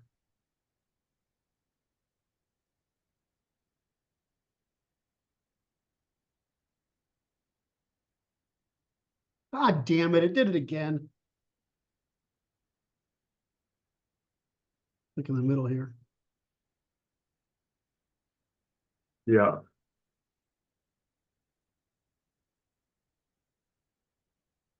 You said it so perfectly. It's detection of stable relations.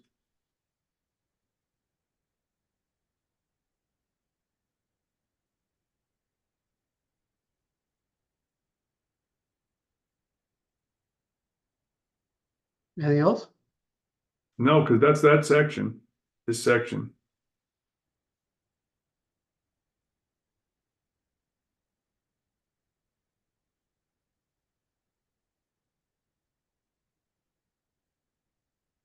Would like And this. then you're going to go down further, and you're going to index those stable relations.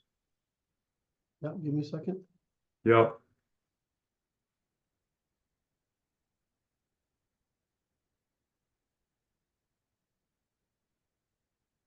It's as the nervous system.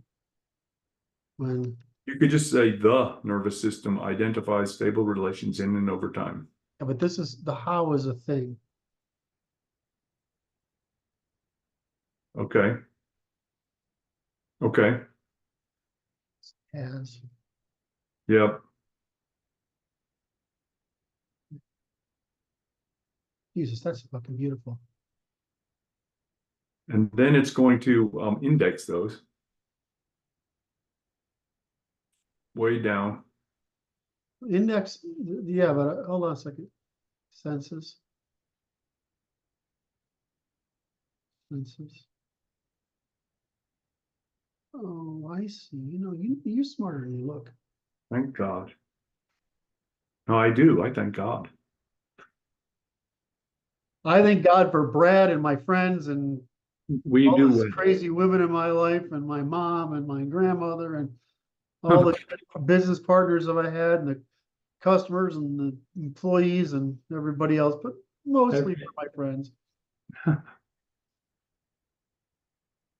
So this is where does, You start indexing it there. it's here, right? It's Yeah, it's embodiment. yeah, it's So even above there, there you go. You're indexing. That's it.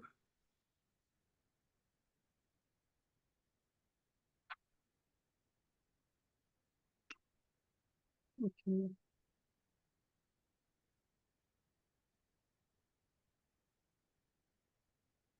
I don't know. We're missing one. Where do we start here? Okay. Stable relations.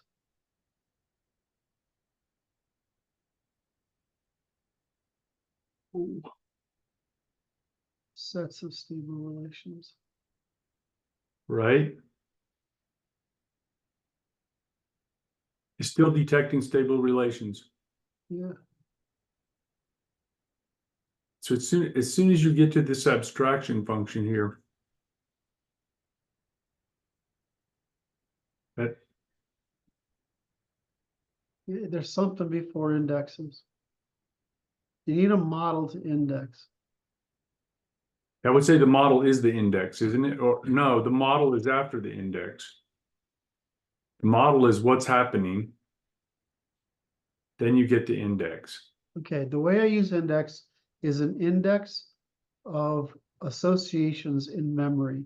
So you would have only the word index would only occur when we have an episode of memory. So memories. Self-reflection requires it, doesn't it? No. Well, yeah, recall does. I mean, self model, right? Embodiment into the world. Where do we do it?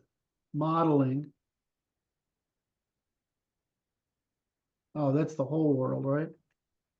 Right? Model includes the incentives and memory index. Okay. There's the function. This is indexing, right? I mean, Yeah. this is where we go indexing. Think so.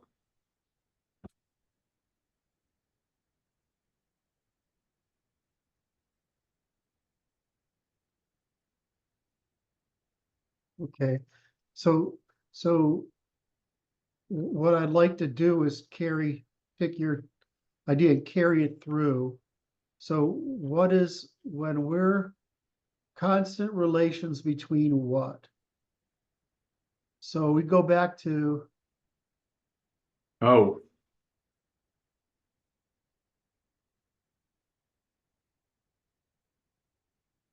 where is constant relations? Let's-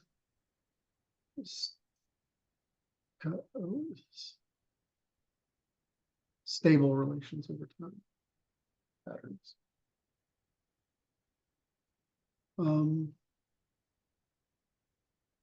It does it through sensory perception, right?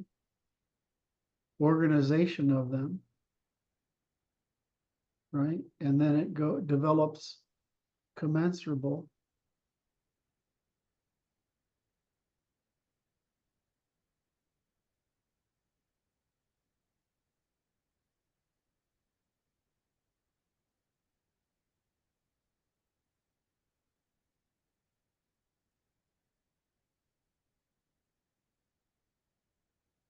want to put that word in that intro? Just trying to figure Commensurable. out how to say it.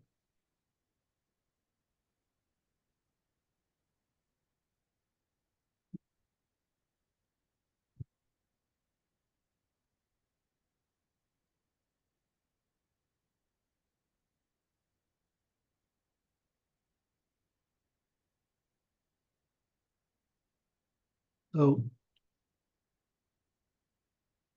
it's just a hierarchy, right? Okay. So senses integrate all sorts of information within each sensory system, subsystem, like hearing, etc. Okay. Then associates it with other systems. Right.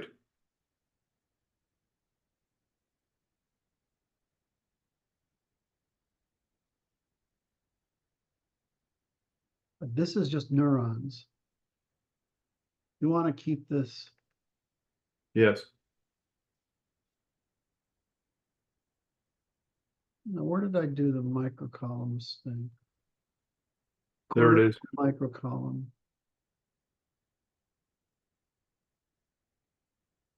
This would be region.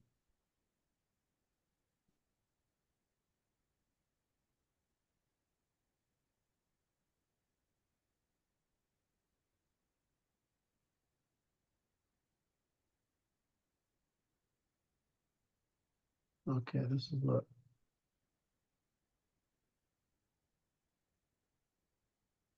Macro column.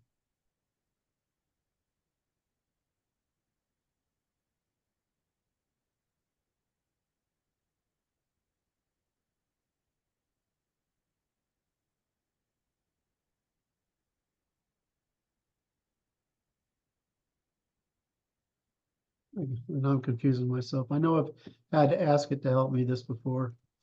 I'm confused.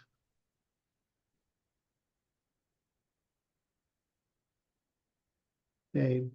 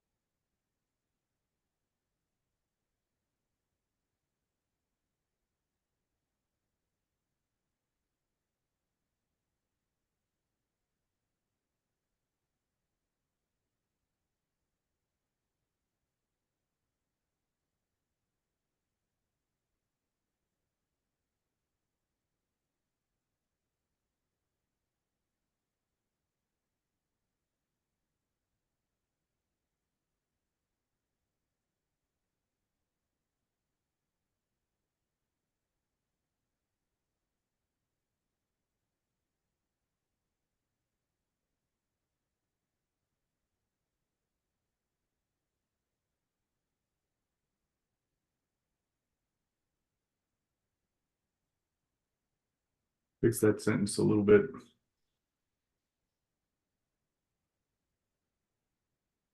There you go.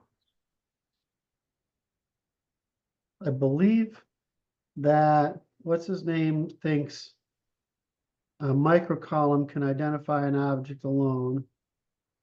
And I think in my recollection, I held the opinion that it was a competition between microcolumns that identified an object. Hmm. Features versus objects. Which is identifies patterns such as edges versus features versus objects.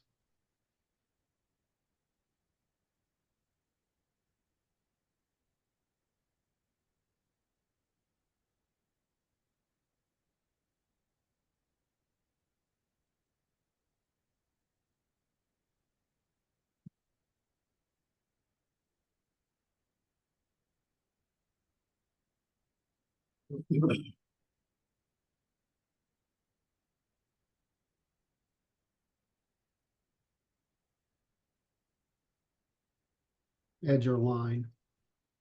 Yep.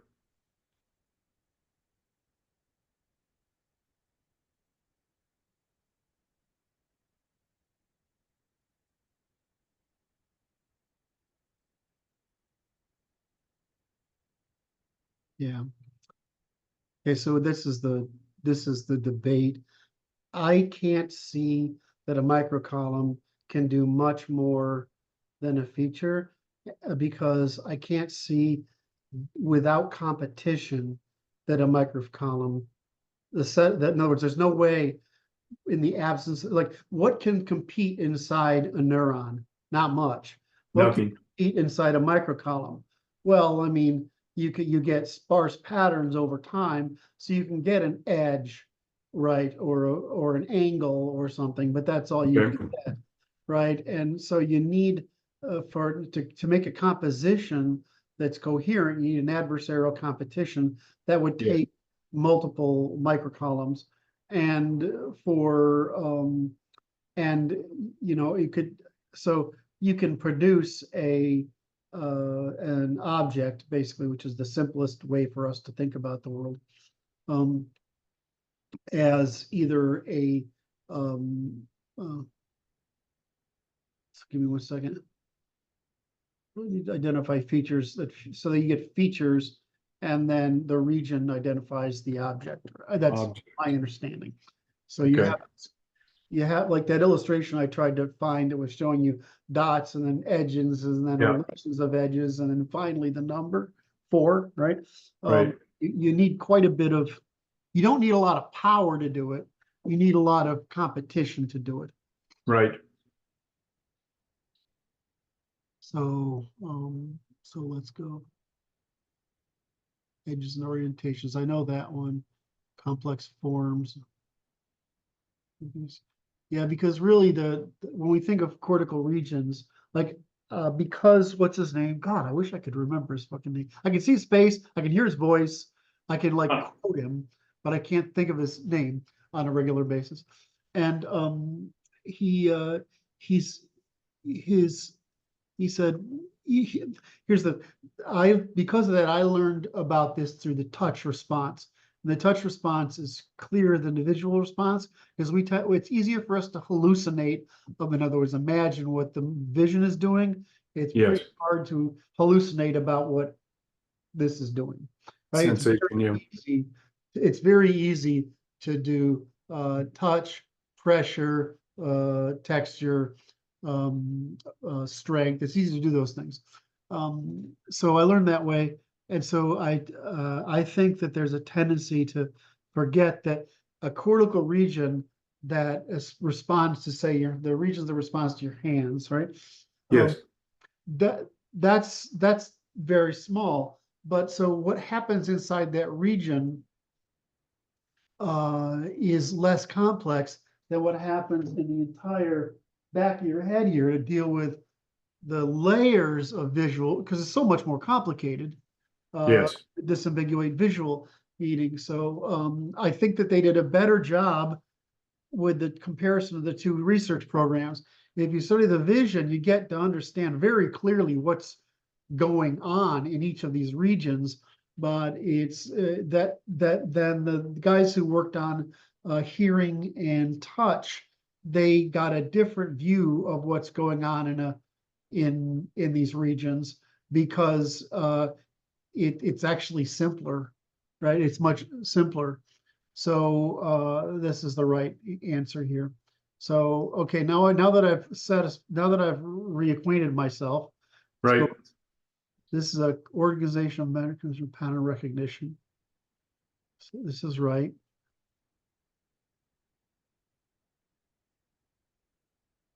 See, this is feature binding.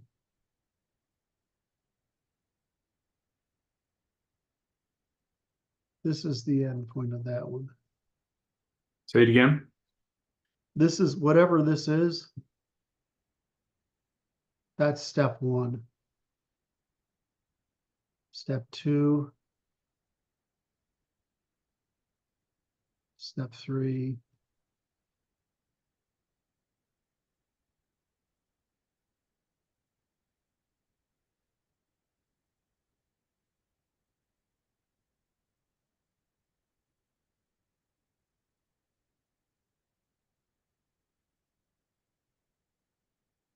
Okay. Three. Okay, and so what I want to do, what do I need to say here?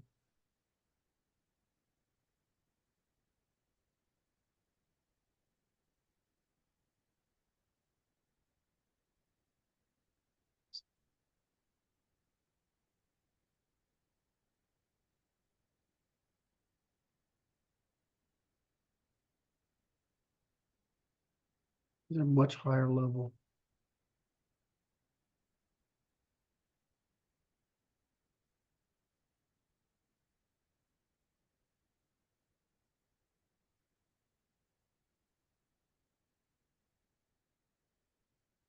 Happens again. So, okay, I see what's missing now. See what's missing. I'm sorry if I'm driving you nuts, Brad. Are you doing okay? Okay.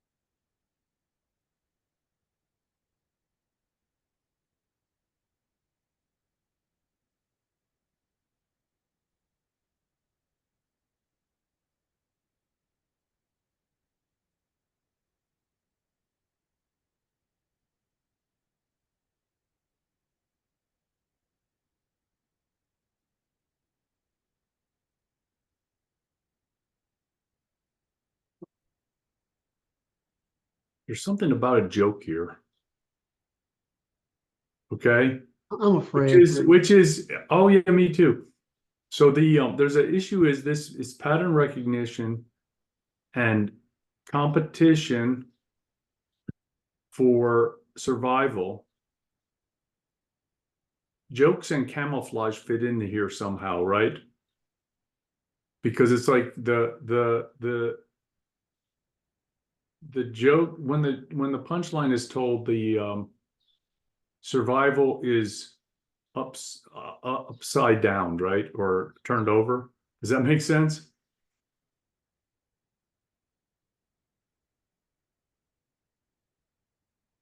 Say again, because I was lost in that. I want So to. you got this region that has they're competing interpretations. right? So camouflage is to prevent you from providing a adequate interpretation until it's too late. And a joke is like the same thing, except the reveal is it shocks you, in a pleasant way, right? Mhm. It's a joke, but it's like operating at that level, right? Mhm. I had to say it. It was bothering me not to say it.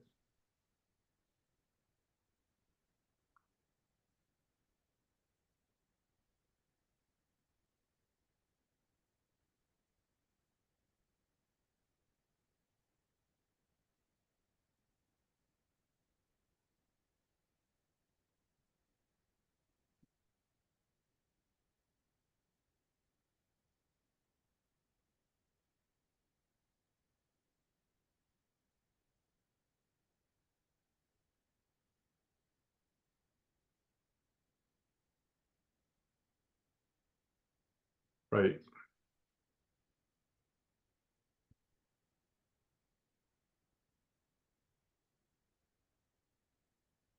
You wanted to get that, and I wanted to get, where the fuck did we put it?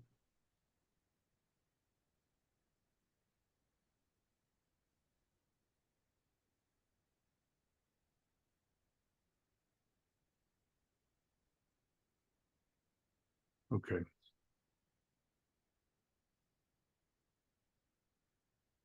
Where does computation go in here?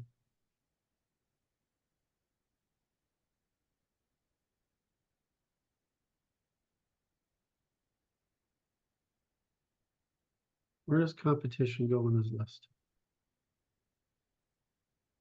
Oh, that's interesting.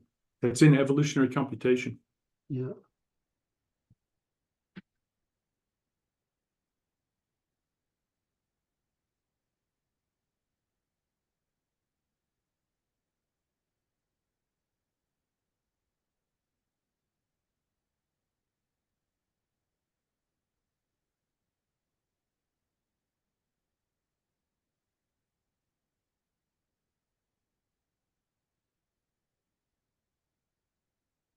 No, Brad, we are doing such good work.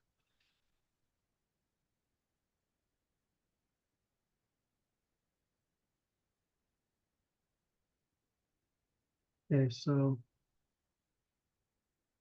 neurons.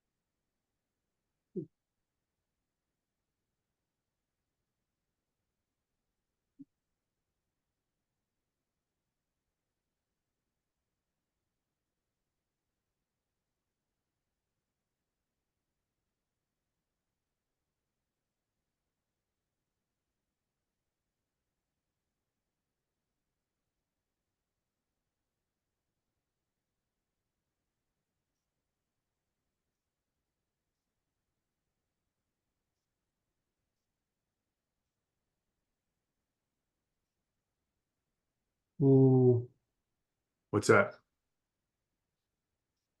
there's regional. That's what throwing me off. This isn't right.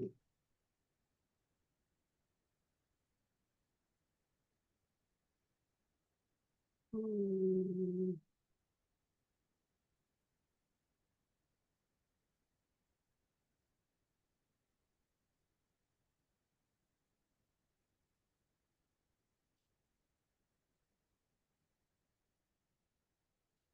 What are you preparing for there? Hmm.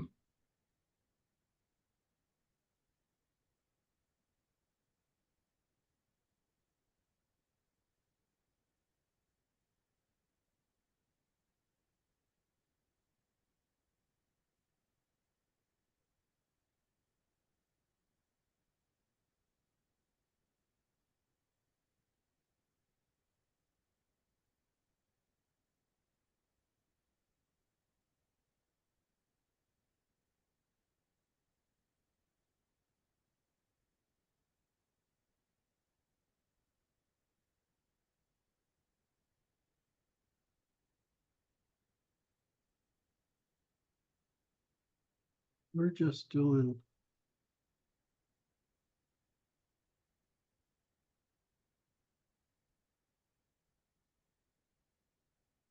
Sense is the next higher level.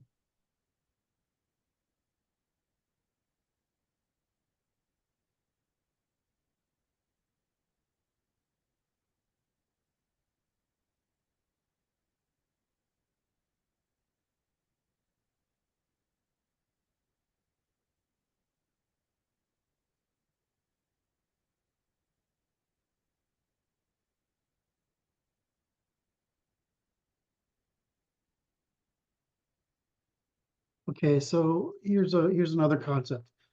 Am I dragging you too long, Brad, or are we doing okay? No, you're good. So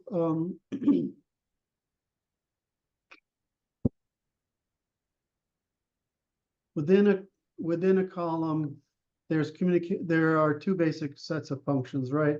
There's the motor at the bottom, which goes right to the thalamus, and the associated, which has an output that also goes to the thalamus.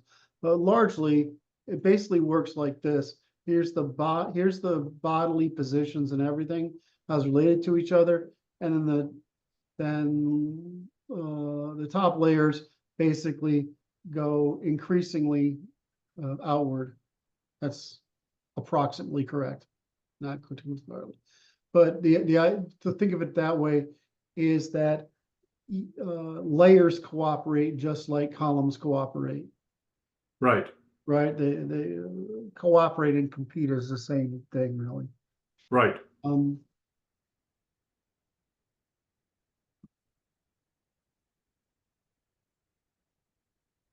The same thing happens with our regions and our senses.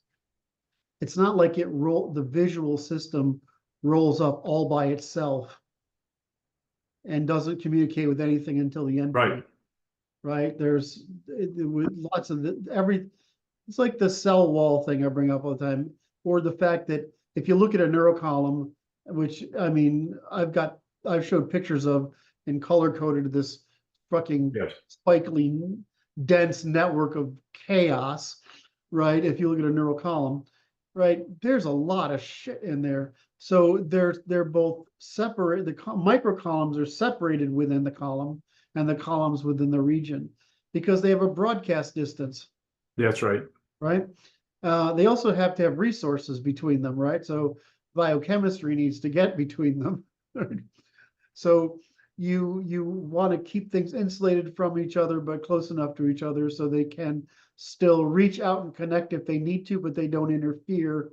Right. Right. Which is why I don't understand fucking birds, man. I mean, how the hell do you put all that shit in that little goddamn spot? Amazing.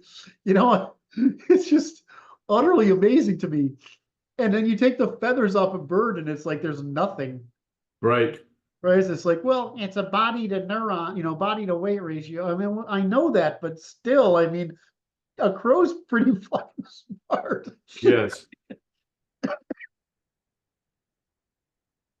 Repair it, Jesus. I mean, Right. so I don't want to create this. How do I get that across? The theme of if it can be done and it's useful, it will. Right. There's not just one way of doing everything, right? It's a very redundant That's right. system. So I feel like the way I'm describing this here, or we're describing this here, is is it's too mechanical and not organic enough. I mean, it's like a class structure, right? Stuff's going on That's between right. cross and, See, this is, go ahead. it has to do with the, it is, Go ahead. I'm working.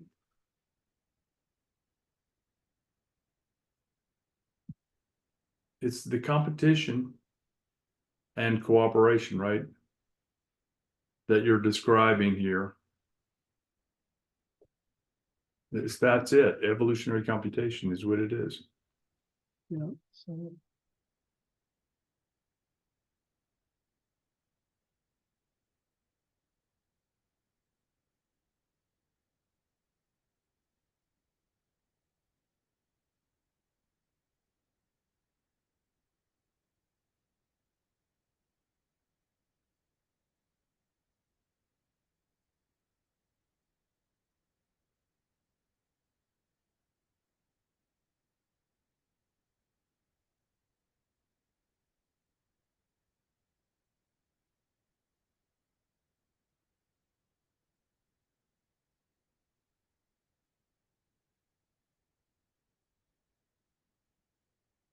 What was I just talking about?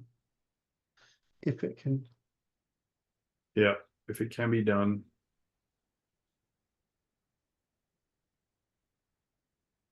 Right. so in other words,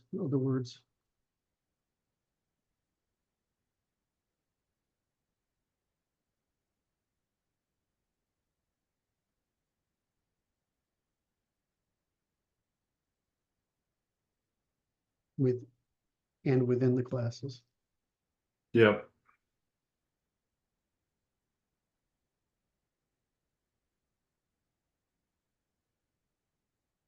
So I think you would enter that into the, as soon as you start talking about the micro columns and the columns and the regions.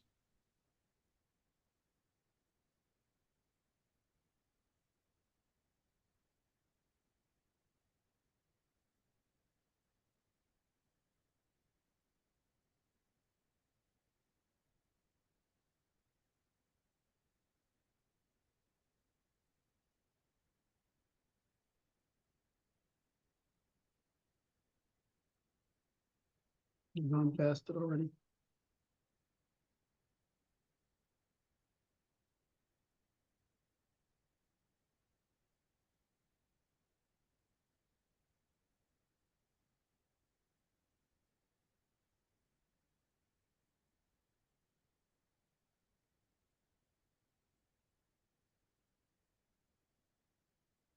It's in here, right? Or is it begin here? It's here, right?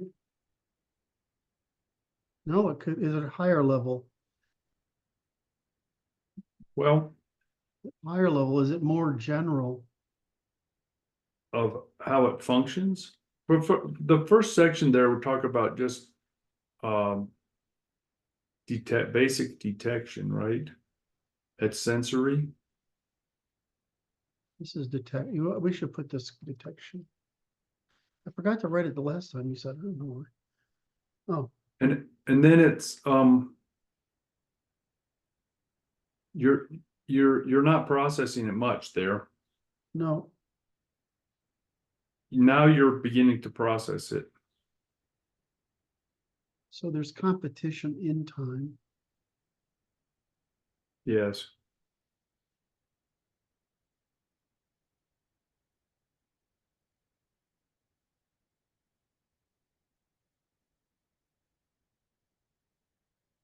Mhm.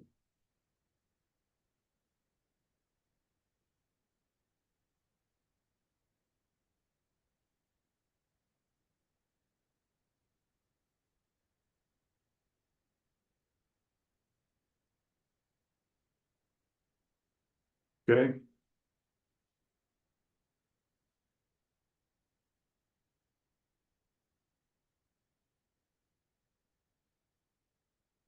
So this again,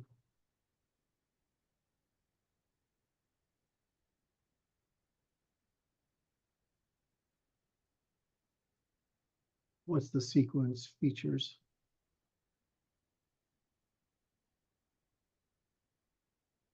Yep.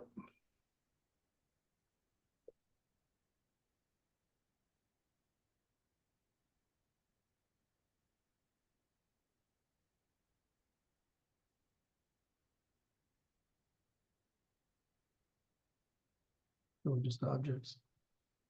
It doesn't need to be more.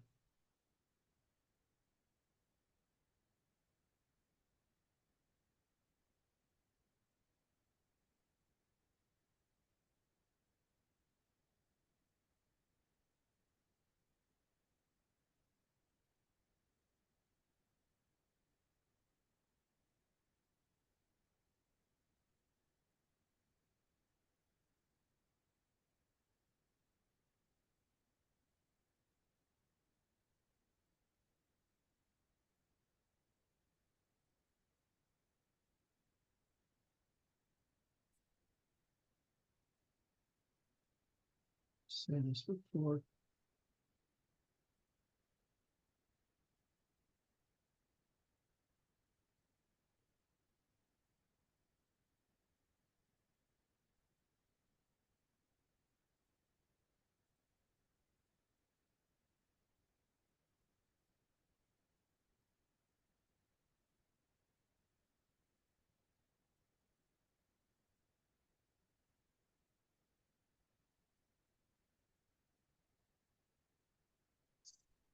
The more you frame the universal structure like we have, the more it just makes the whole world seem so fucking obvious.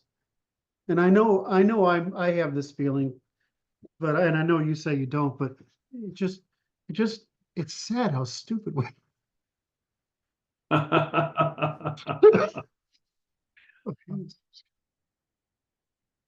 of objects.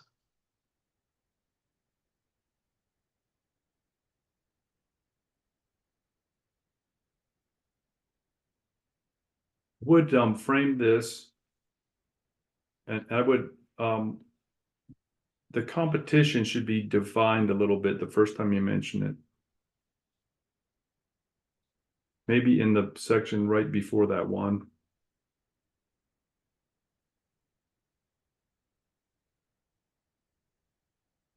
Because you're in that in under number 2 there, under number No, I 2. know, I know, I'm just reading through it, Okay. so Mike, I understand.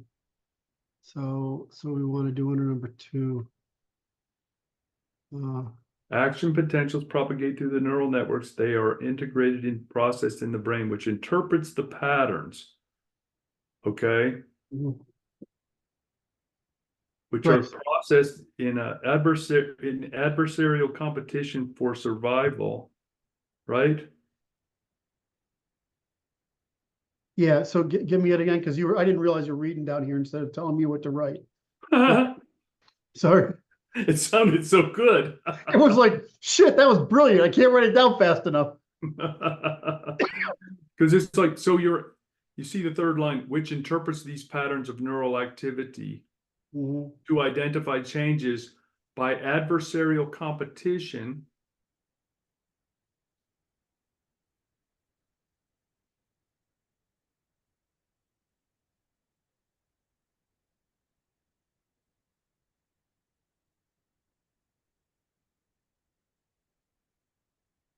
In detection of the stable relations.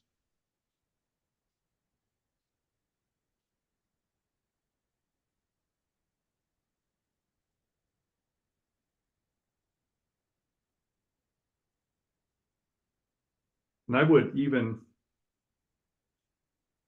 yes, I would put, I would parenthetically perhaps put in evolutionary computation. This is evolutionary computation, right? Yeah, so I just wanted to, well, I don't know where you're ahead of me, so where? I don't know. I would like by adversarial competition for consistency or coherence. Parenthetically, evolutionary computation.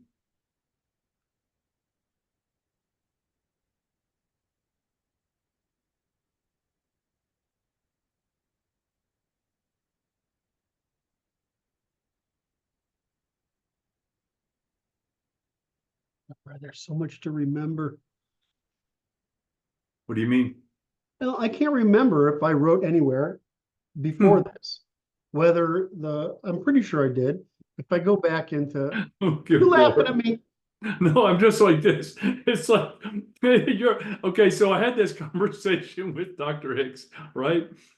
That I spoke and he responded to, and then I responded. And I don't know if he's responded back, but basically I told him the philosophers might come up with the right answer. If you put 10,000 monkeys with 10,000 typewriters, they may come up with Shakespeare's sonnet, right? Yes. But you're like 10,000 monkeys with 10,000 keyboards, man. You probably did write it. Okay, great. I think I told you this before, but once in a while, I would be in a management meeting or a board meeting. And, because we're friendly, we're more than friendly, we're business partners and we really care about each other, at least within the context of the business. Every once in a while, I'll say, okay, guys, pick on the autistic guy, I mean, All right. all right. Because, they make fun of it in public, but in private, they're like, he's not really human.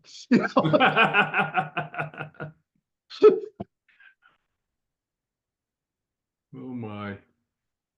One of the reasons I've liked social media in these videos is because it's possible to break the illusion, right? That, in other words, you create this persona in business and in life, and you do so when you're very serious all the time, which I was. That's you, the internal you. Whereas Yes. I like when I'm working with you, that's me, right? It's just Yep. I'm just my normal goofball self, right? And I like social media because it allowed me to escape that reputation and Hmm. the fact that the reputation is somewhat self-reinforcing because you begin to believe it yourself. Right. Okay, we just did something very important there. That was very valuable.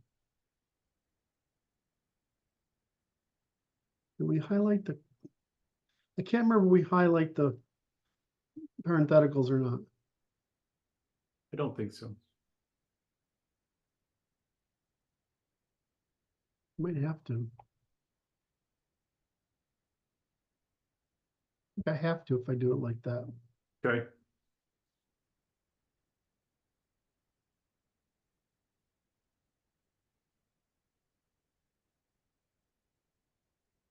You didn't get the number. You did it on the first two, but not on the last two.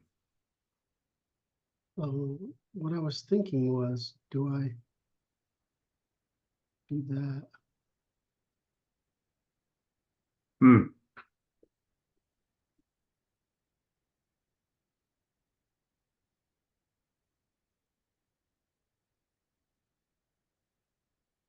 I don't know if I like that very much.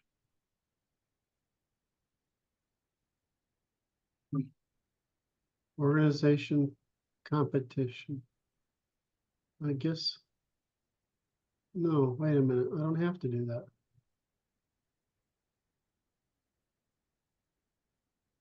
Um, um, um,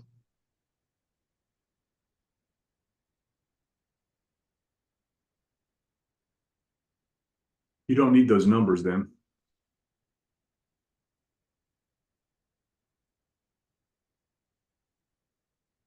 well, it's a hierarchy, so I think I want to use the numbers. I don't need numbers and dots, that's for sure. Right? Right. I can do that.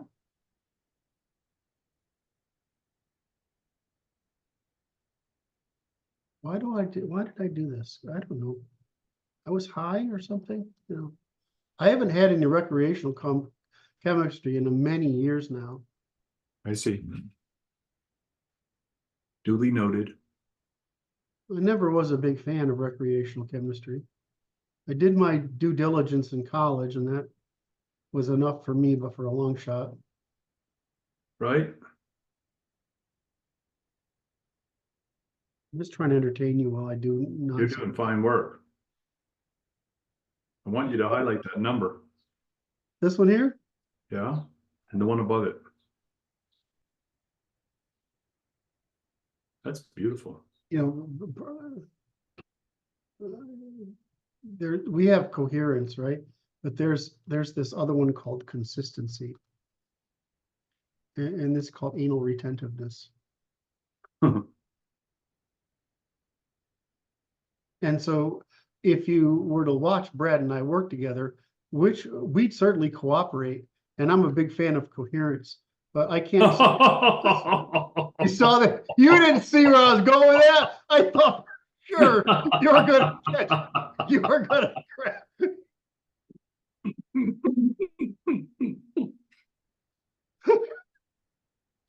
Everybody got their job, man. That's like I got away with 2 today. It's a record. So is this the problem or not? Because that doesn't look right to me. No, it's correct.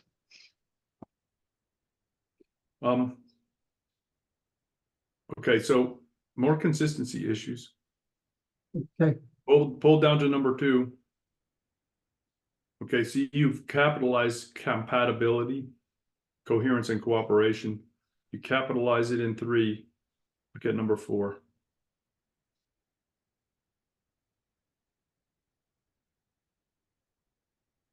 You did not capitalize coherence.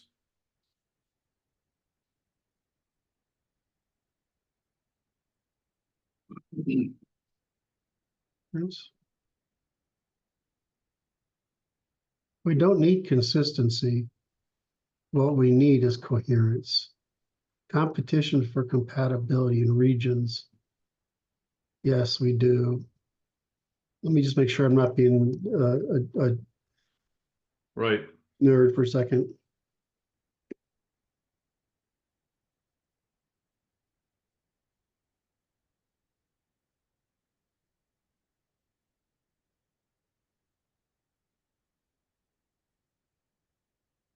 Hmm.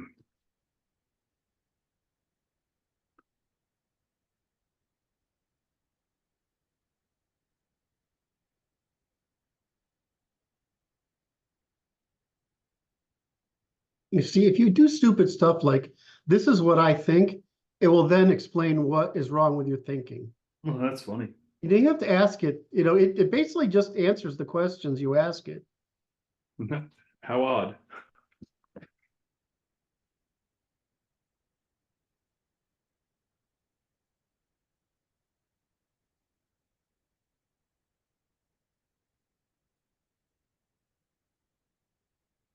Yeah, it's more general.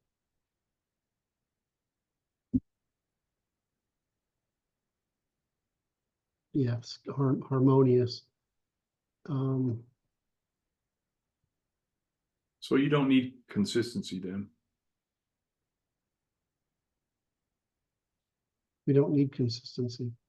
I guess we could take out anal retention then. Yes. So that mean I don't need to be consistent in my capitalization and bolding and numbering and Of course. stuff? It does not mean that. You're not going to. That'll never happen.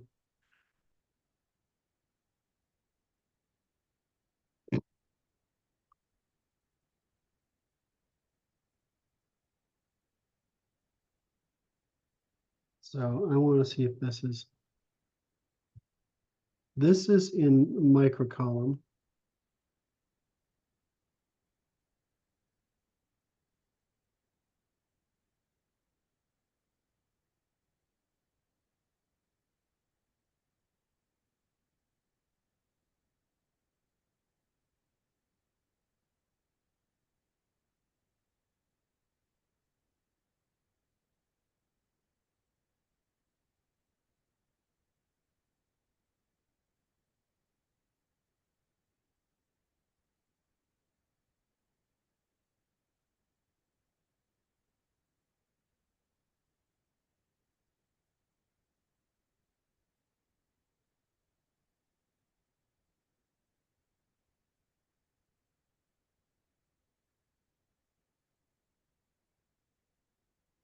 Why do I keep missing that end there? I don't know. I don't know what's happening there. It's consistent. Neurons.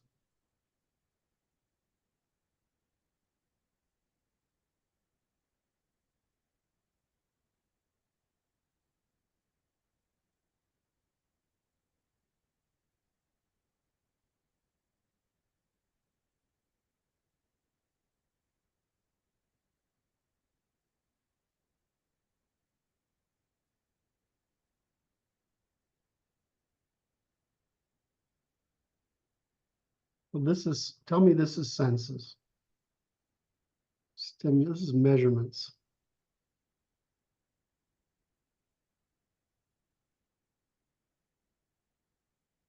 Now we're taking it up a level.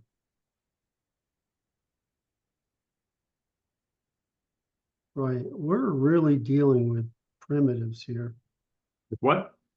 Primitives. You know, we're really dealing with just what you said, neurons and measurements.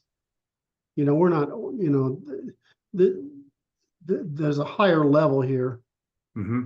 right? In which, you know, all that stuff that's going on is producing opportunities. It's like, for example, here's a great example. So,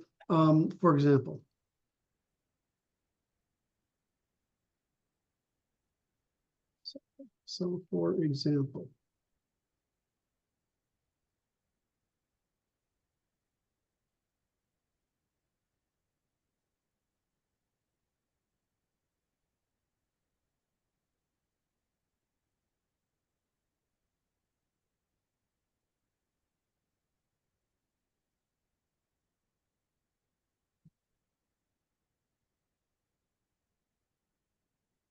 Yes.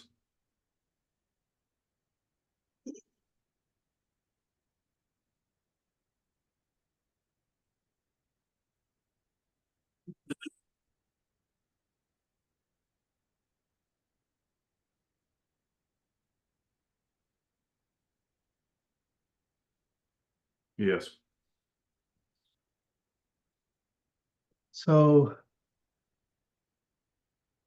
shit, what was I saying before? I'm trying to distinguish senses. So, so while, so just so the senses organize various various objects, patterns, Yeah.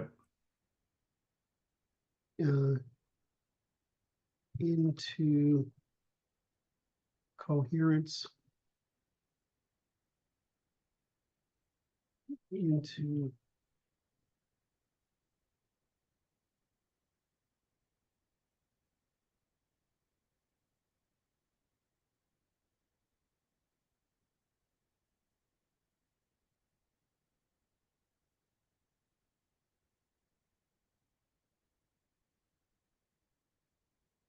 the evaluations.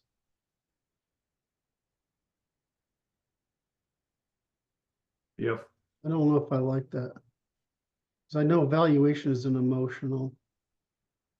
Okay.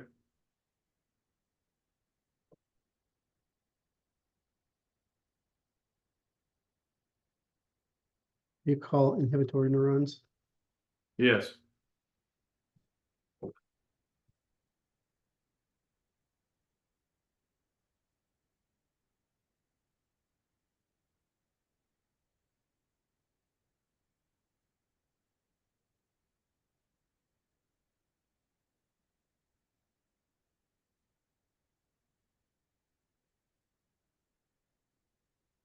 I would say via.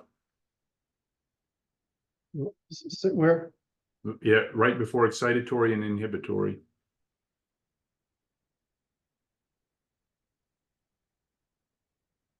I will put it in the parentheses, however.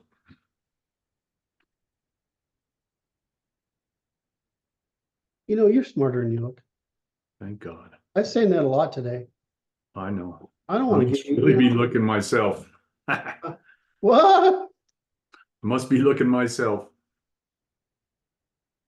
I love you. By excitatory networks. The senses organize various objects, patterns. Organize. About recognize. Okay. Where's that? Instead of organize, but recognize. No, it can't recognize. Okay. Organize. here's the thing. So by competition for coherence, right? It's survival, right?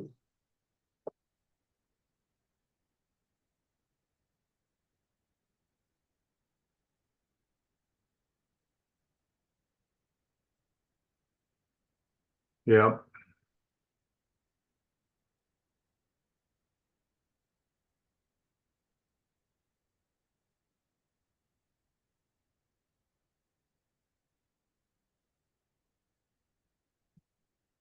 How about they model the various objects via that mechanism?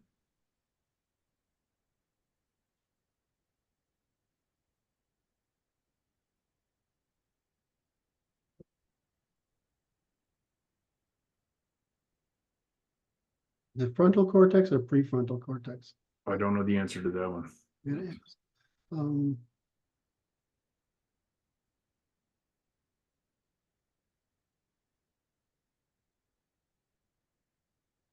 keep forgetting. What's the thing that caused you to automatically respond?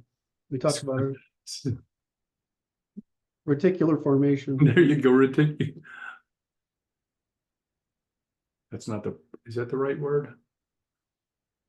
It's a Reticular. reticular something. No, it's the hippocampal formation. Oh, fucking A, what is it?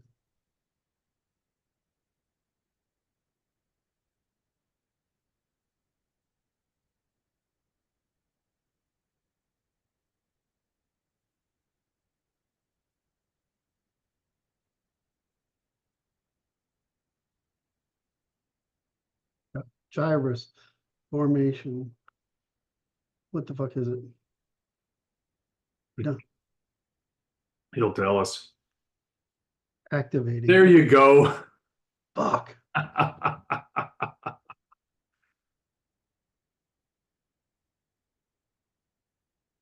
I say, I always have, I have in my mind, some person who's a specialist in anatomy, right? Saying you should, that was easy. Why did you have to go? Because I have to know fucking everything, and you got to know anatomy. Fuck.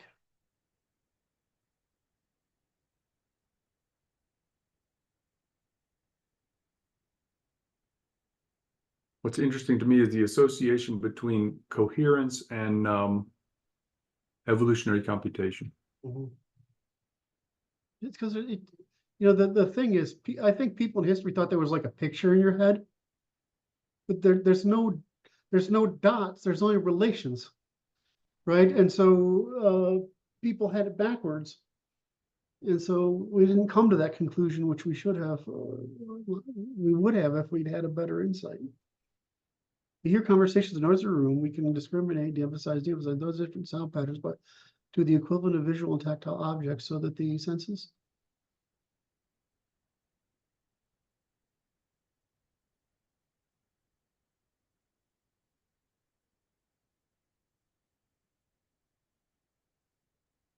Various is right.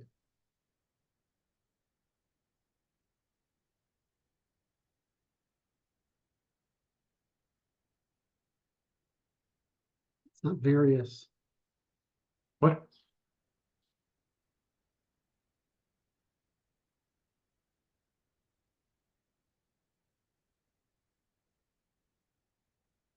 It's not nearly infinite. Okay. The example that I use in the slides is this, right? If Yeah. I know what I'm touching and I touch this, it could be, it's got a certain lip to it and it's kind of cold and it's only so far. It could be any kind, it's probably any kind of China thing, like a bowl. It could be a bowl, it could be a plate, it could be anything. Yes. But as I move it, right, I do that. Yeah. Now you get some angular relations. Right, if I do this, I got the handle, right? I got a top, I got a handle, I get this, so the thing is, there's how many of those competitions are going on to tell me it's this kind of cup? Well, I mean, Yeah, that's crazy business. it's fucking infinite. You're in a room, right?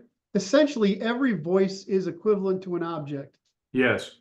right? And so so you're in this room and there's huge voices, a whole bunch of an objects.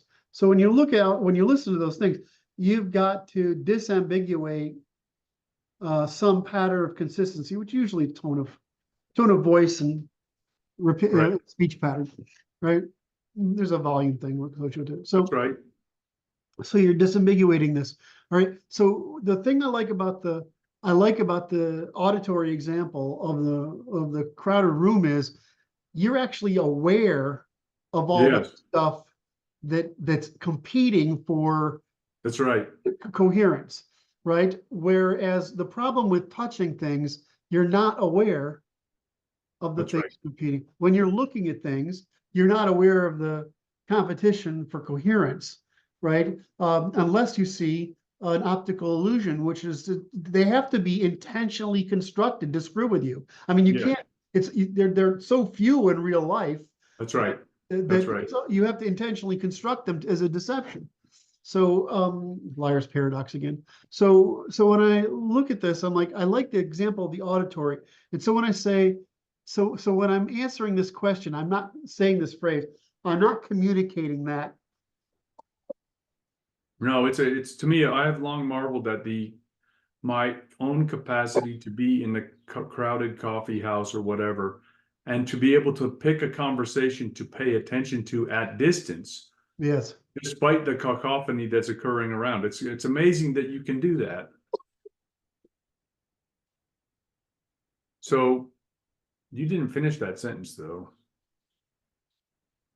Water, I think. Okay. So what I'm trying to ask you is, I think what I just talked myself into, because this is what Brad is amazing for me for, rather than the brilliant community ideas he has, is that I think we need to tell this story right there. Yes. All right, so, excuse me a second. Hmm. Oh my God. That did not. What's that? What's that? What the hell's going on? I'm getting water. I thought that was a good suggestion. I think it's suggested, and I think I'm gonna get English. I think I used my emergency inhaler, but not my Simcord.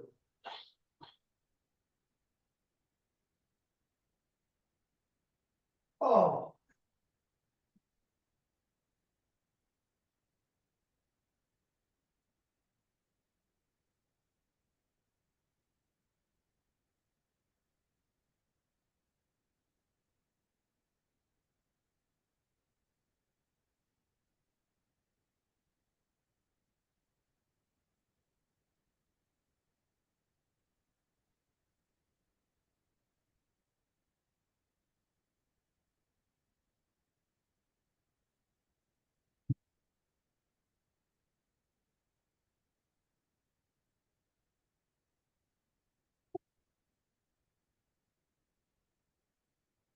Okay.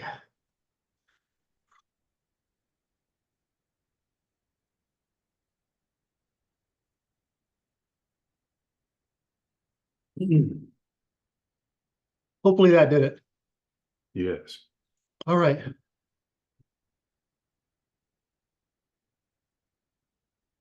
So I think I need to write that little bit here that explains.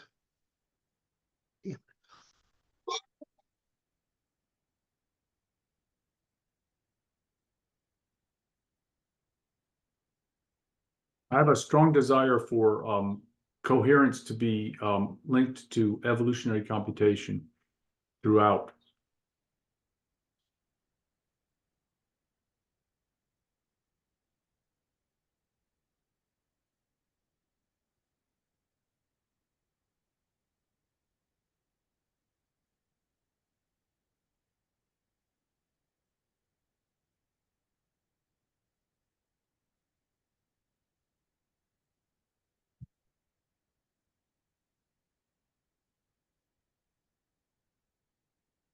Okay, Jesus, that's fucking beautiful. That paragraph, dude, Yes.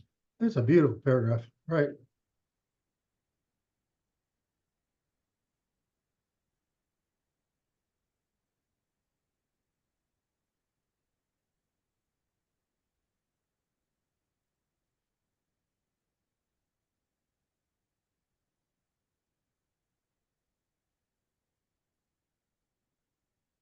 Hmm.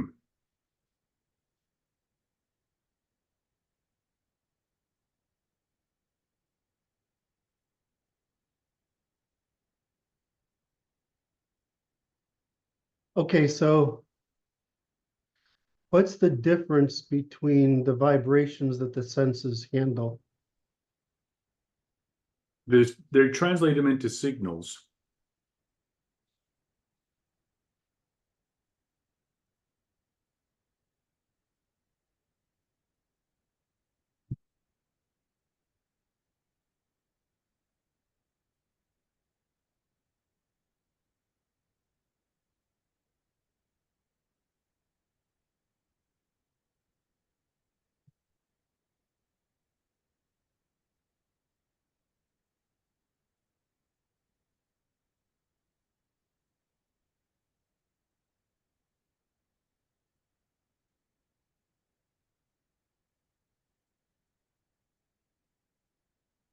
Which would be air, right?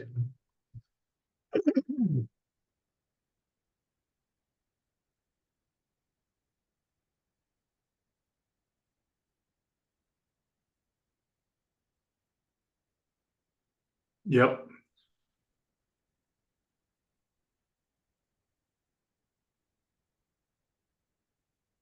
Yes.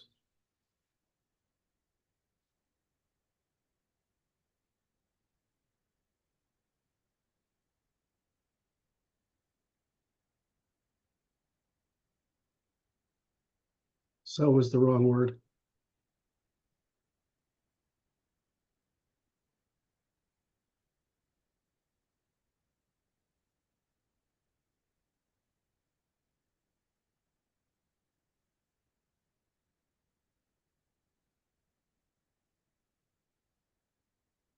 Yes.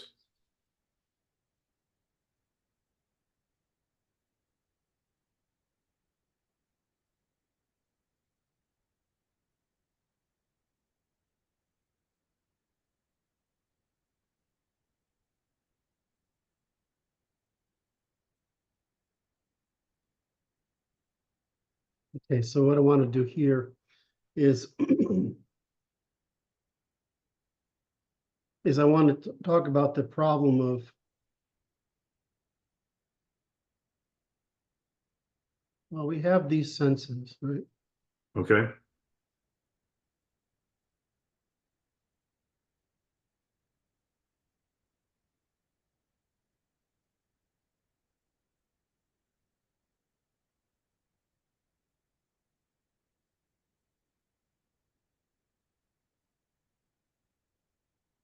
What's the distance? Sound, smell, taste, touch, taste, touch, taste. Yeah. What do the internals say? The feel. No, that's the touch. Touch. Okay. I'm sorry. I didn't. I'm working.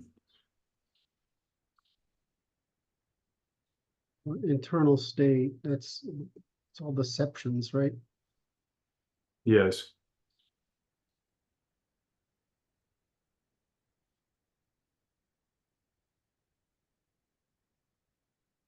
Whether exteroceptive, internal or external.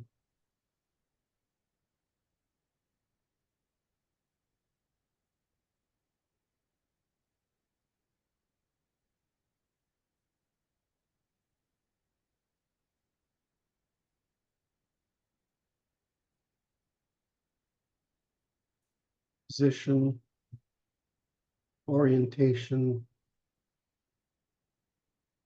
condition, temperature. Can't remember that off the top of my head. Position, orientation, condition,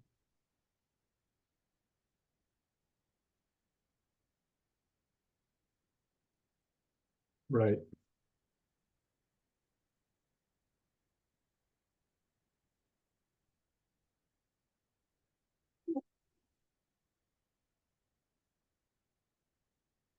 Heat and pain. Oh, there you go.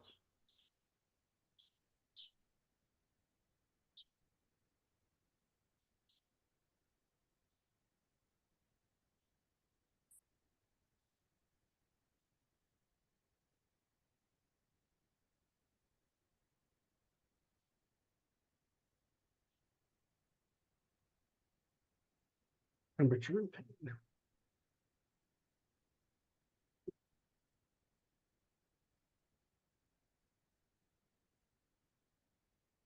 I'm gonna go back because Capitalizations are all messed up there. Brad's gonna tell me I gotta go back and do this. It was gonna get there, but I was waiting until you got more done. I didn't want to break your bubble.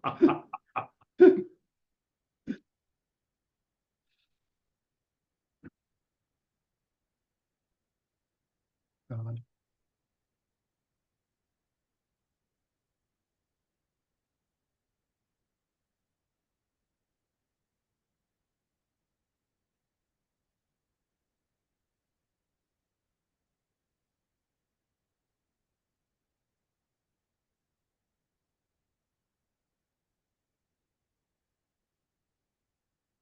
Okay, so what objection I'm trying to overcome? I'm trying to Sorry? I'm trying to overcome the unconscious, the fact that we are not able to introspect or be conscious of how we generally uh, achieve attention, right? And recognition and attention by Yes. by this by vision in particular, but actually by most of them, compared to, and so yet yet sound is visible to us. In other words, we can Oh, we can understand that one. so I get it.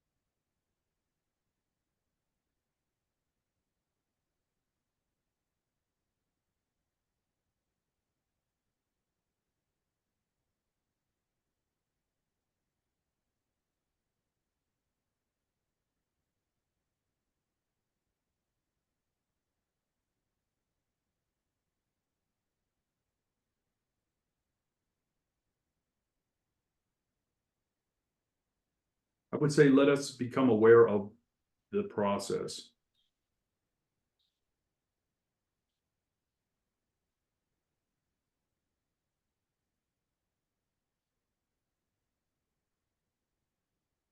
Right?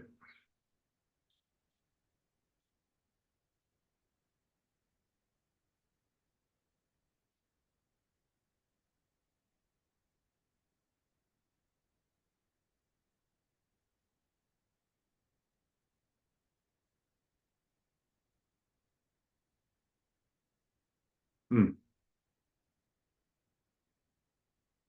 Yeah.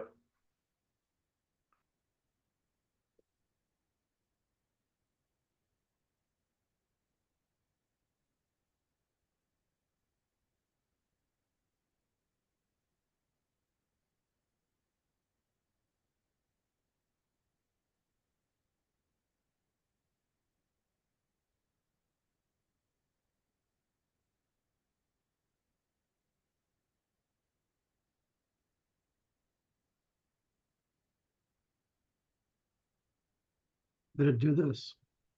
What are you doing?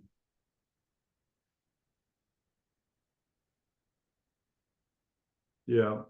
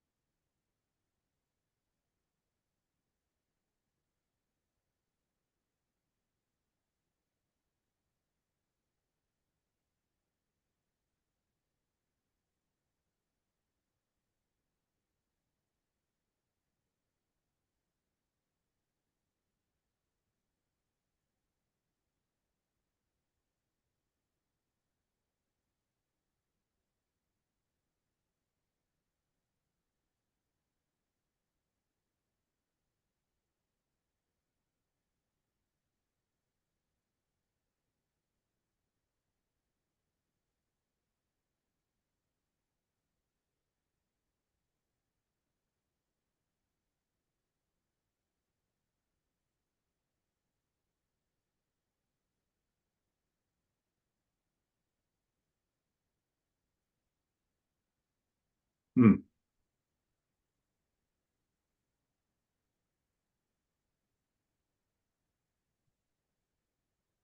It was really, you know,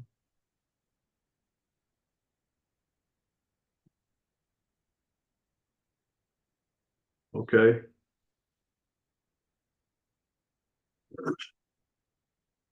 Hmm. this is really a third.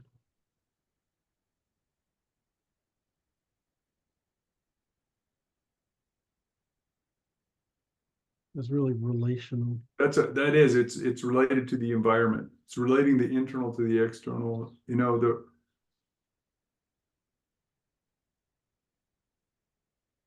We should do that.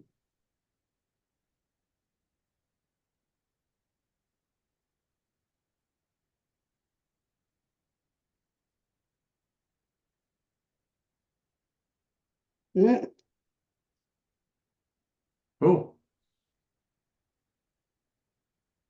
you know what that is. Mhm.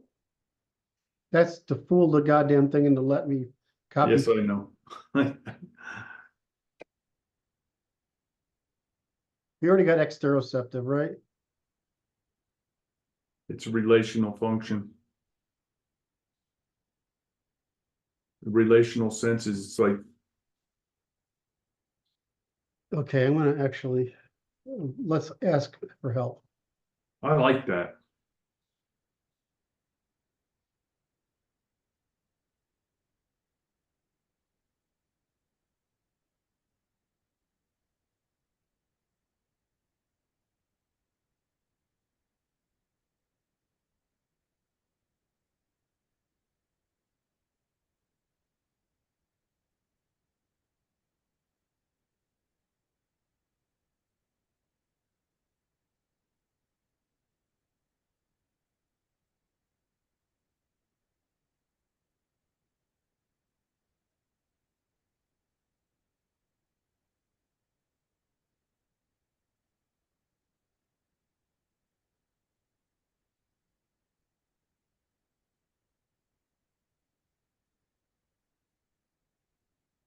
Hmm.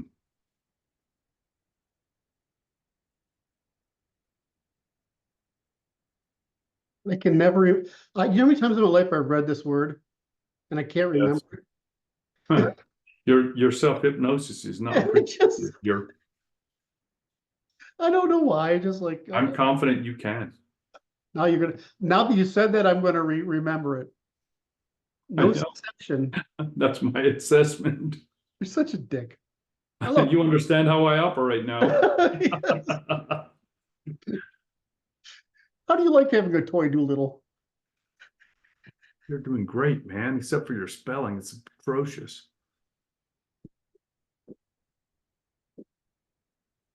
You know, if I don't know which one of these is. No, that's not.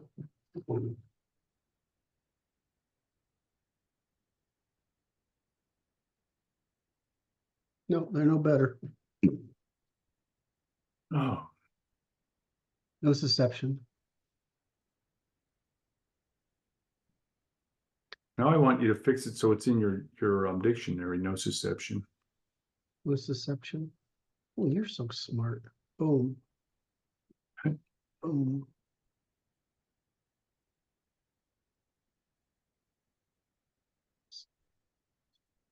Visceroception.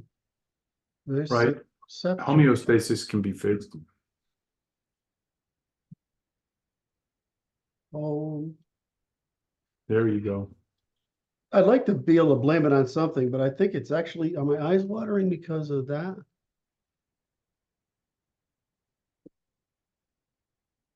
I wonder. That might be the reason. It is the reason. I'll be damned. Right, huh? Um, but the other two, which is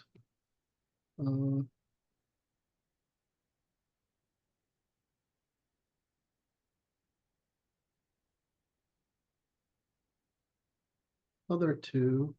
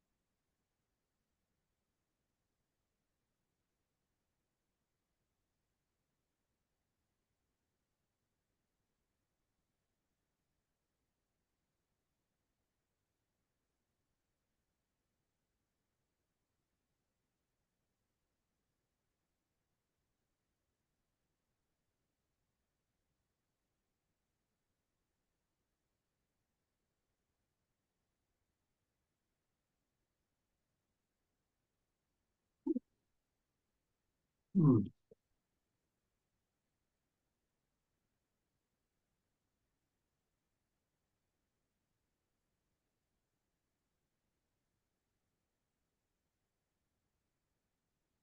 Hmm.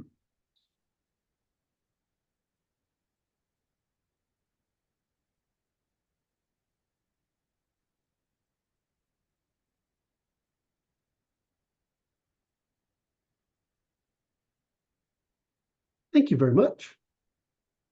Very, very useful tool. Just gotta ask the right question. Spatial navigational senses. That's nice.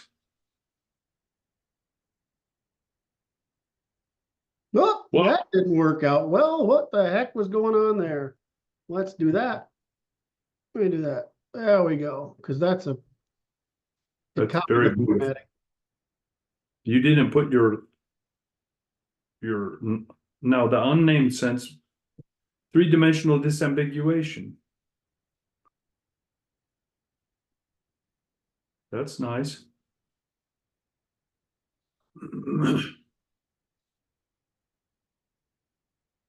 I think we're gonna.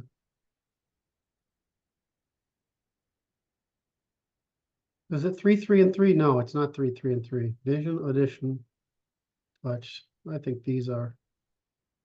It's 4. Okay. Smell is weird, man. Yes, it is.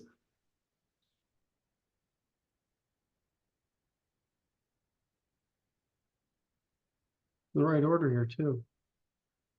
We did it. Okay. Da-da-da-da-da-da-da-da-da-da-da-da-da. We got to go here. I'm going to add this.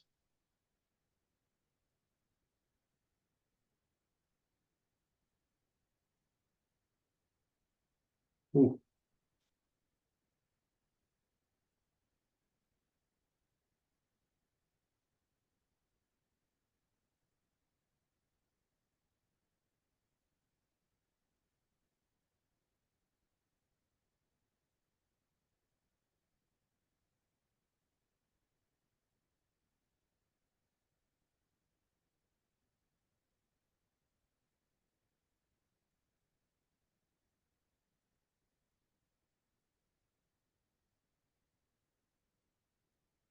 This took me a long time to. I don't find that anywhere, but it's so obvious in all the. right?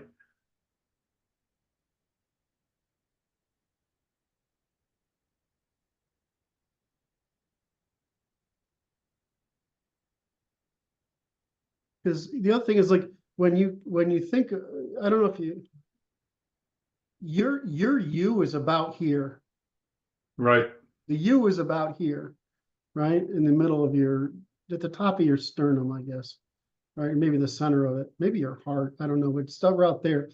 And everything's computed in relation to that because you can move your head, you can move your eyes, you can move your body, you can move your hips, but everything in your legs or whatever, but everything is computed in relation to something about here, which is That's an interesting function. The Chinese talk about dantian, which is located about, halfway between your navel and your pubis and in the middle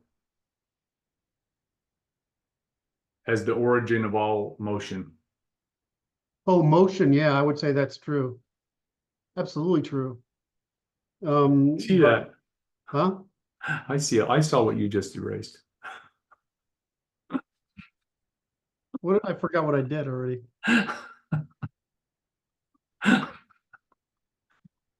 I was What sometimes. little mischiefs I've forgotten already. Yeah.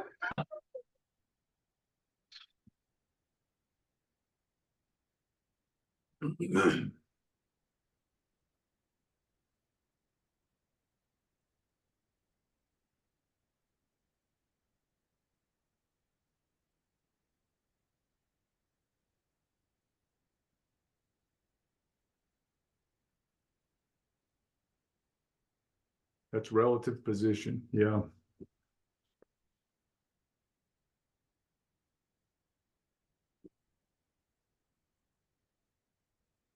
That's one of my favorite senses. Proprioception is pretty cool. Can't think of any way to spin that. I tried. It was a fast little process too. It was like, yeah, just that timed out. No, this doesn't feel right.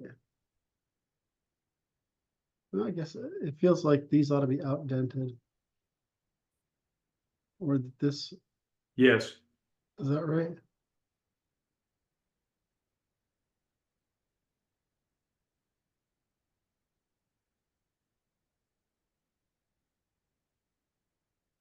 I feel good about this.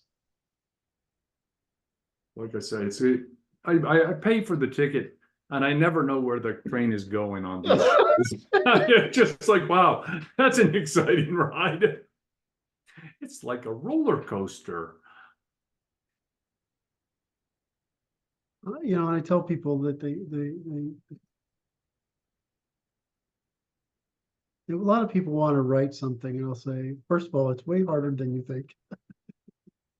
Because what's in your mind is when it's converted to paper, tells you too much about what you don't know. Yes. The second thing is that what you believe you're going to say at the beginning may not be what you discover in The the discovered process, right? discovery process. That's all right. And so most academic literature is actually the diary of a person's Yes. gaining knowledge. Yes. No, because they don't finish it's work in progress, right? Yeah. That's all.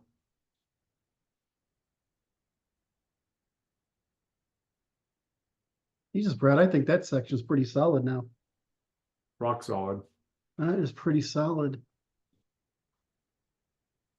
This is, I gotta do this. We can do that. This is rock solid. Of course, that was easy to be rock solid.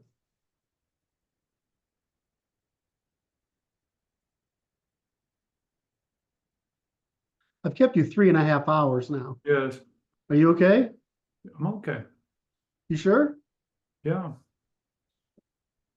I want to keep you away from horses and friends and family and you gotta understand how much stuff this guy does. You're fucking a machine. Not your fucking machine. You are a machine. It's fucking sometimes amazing to me. I mean, I think I can work hard, but you, I mean, you're insane. What's wrong with you? I am working on that problem. That's another work in progress, right? I will discuss it with you after we're done with this little show. A little bit, not much. Um,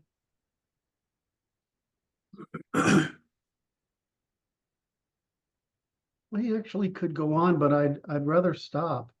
I think it's a good idea because it's good We to know leave what we're gonna do appetite. tomorrow, right? Tomorrow we do this, right? Okay. Tomorrow we do this, and then and finish that. This is done.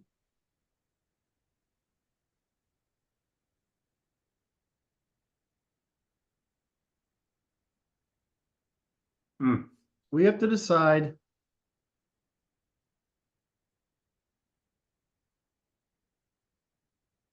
Ah, You know what I mean? I do. I'm going to talk to you a little bit. All right. This So, indexing function, right? yeah, you want to talk to me right now or afterwards? Either way, Let's do right now. your preference. So is it, go up to the top, right? Yeah. Go to the first place we talk about this, detection, indexing, and predicting, right? Yeah. Okay. Indexing of stable relations. Homeostasis is an index of stable relations.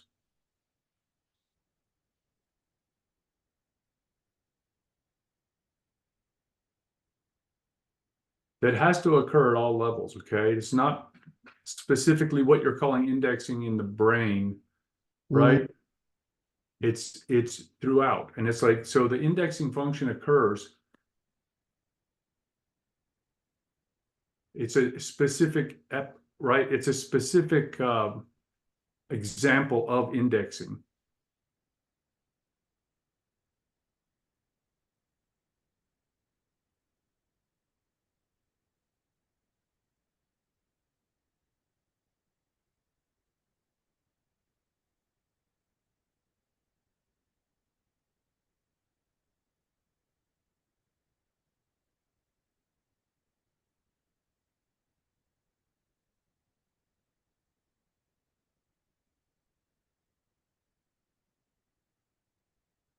Yes.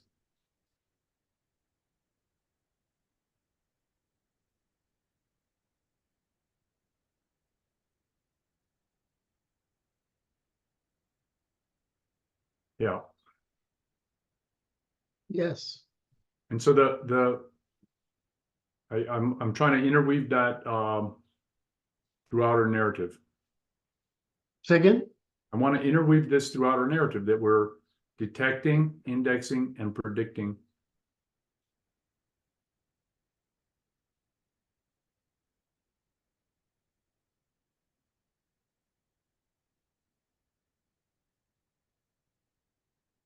So this is what this is the output, right? Yeah, This is the input. This right. is the during, right? Yeah, Operation. yep,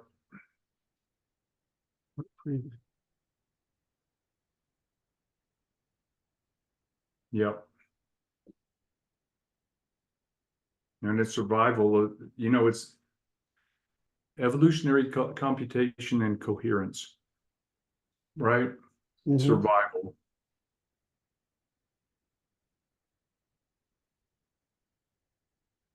And if we use that terminology throughout this piece, through all the work in the pamphlet, that will allow the reader to recognize these stable relationships, which is the ternary logic function, right? Yeah.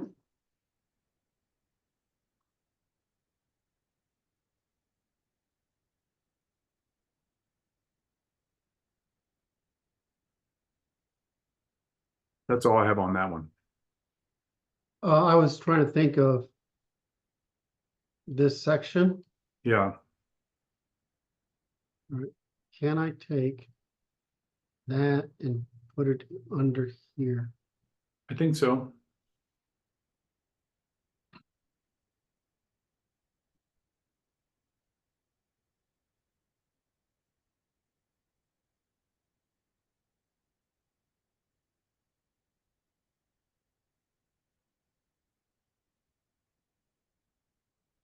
Also go under here. Okay.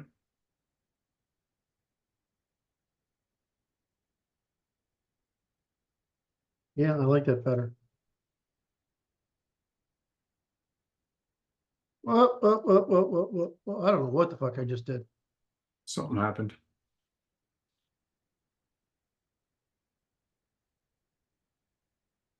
Way up back to the top.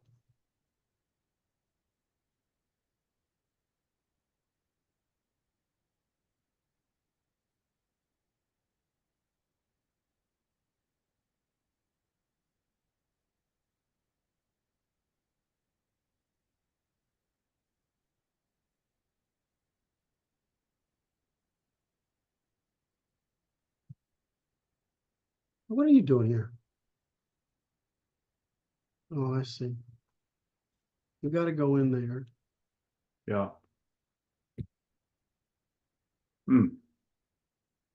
You got to go there. God damn it.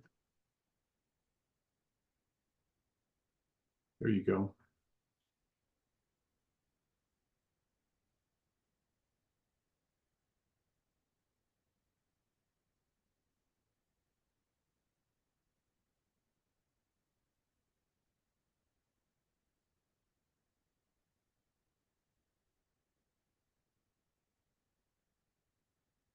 That was a very good example, that auditory example.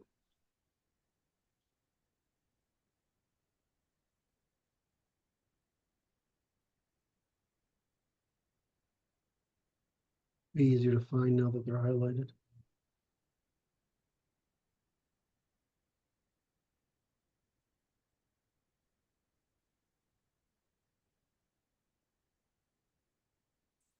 Oh,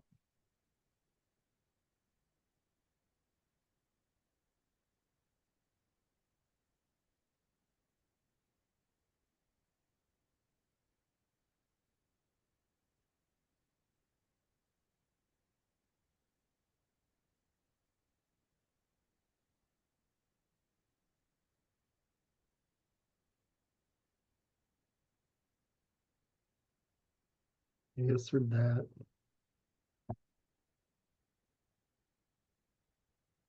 hmm.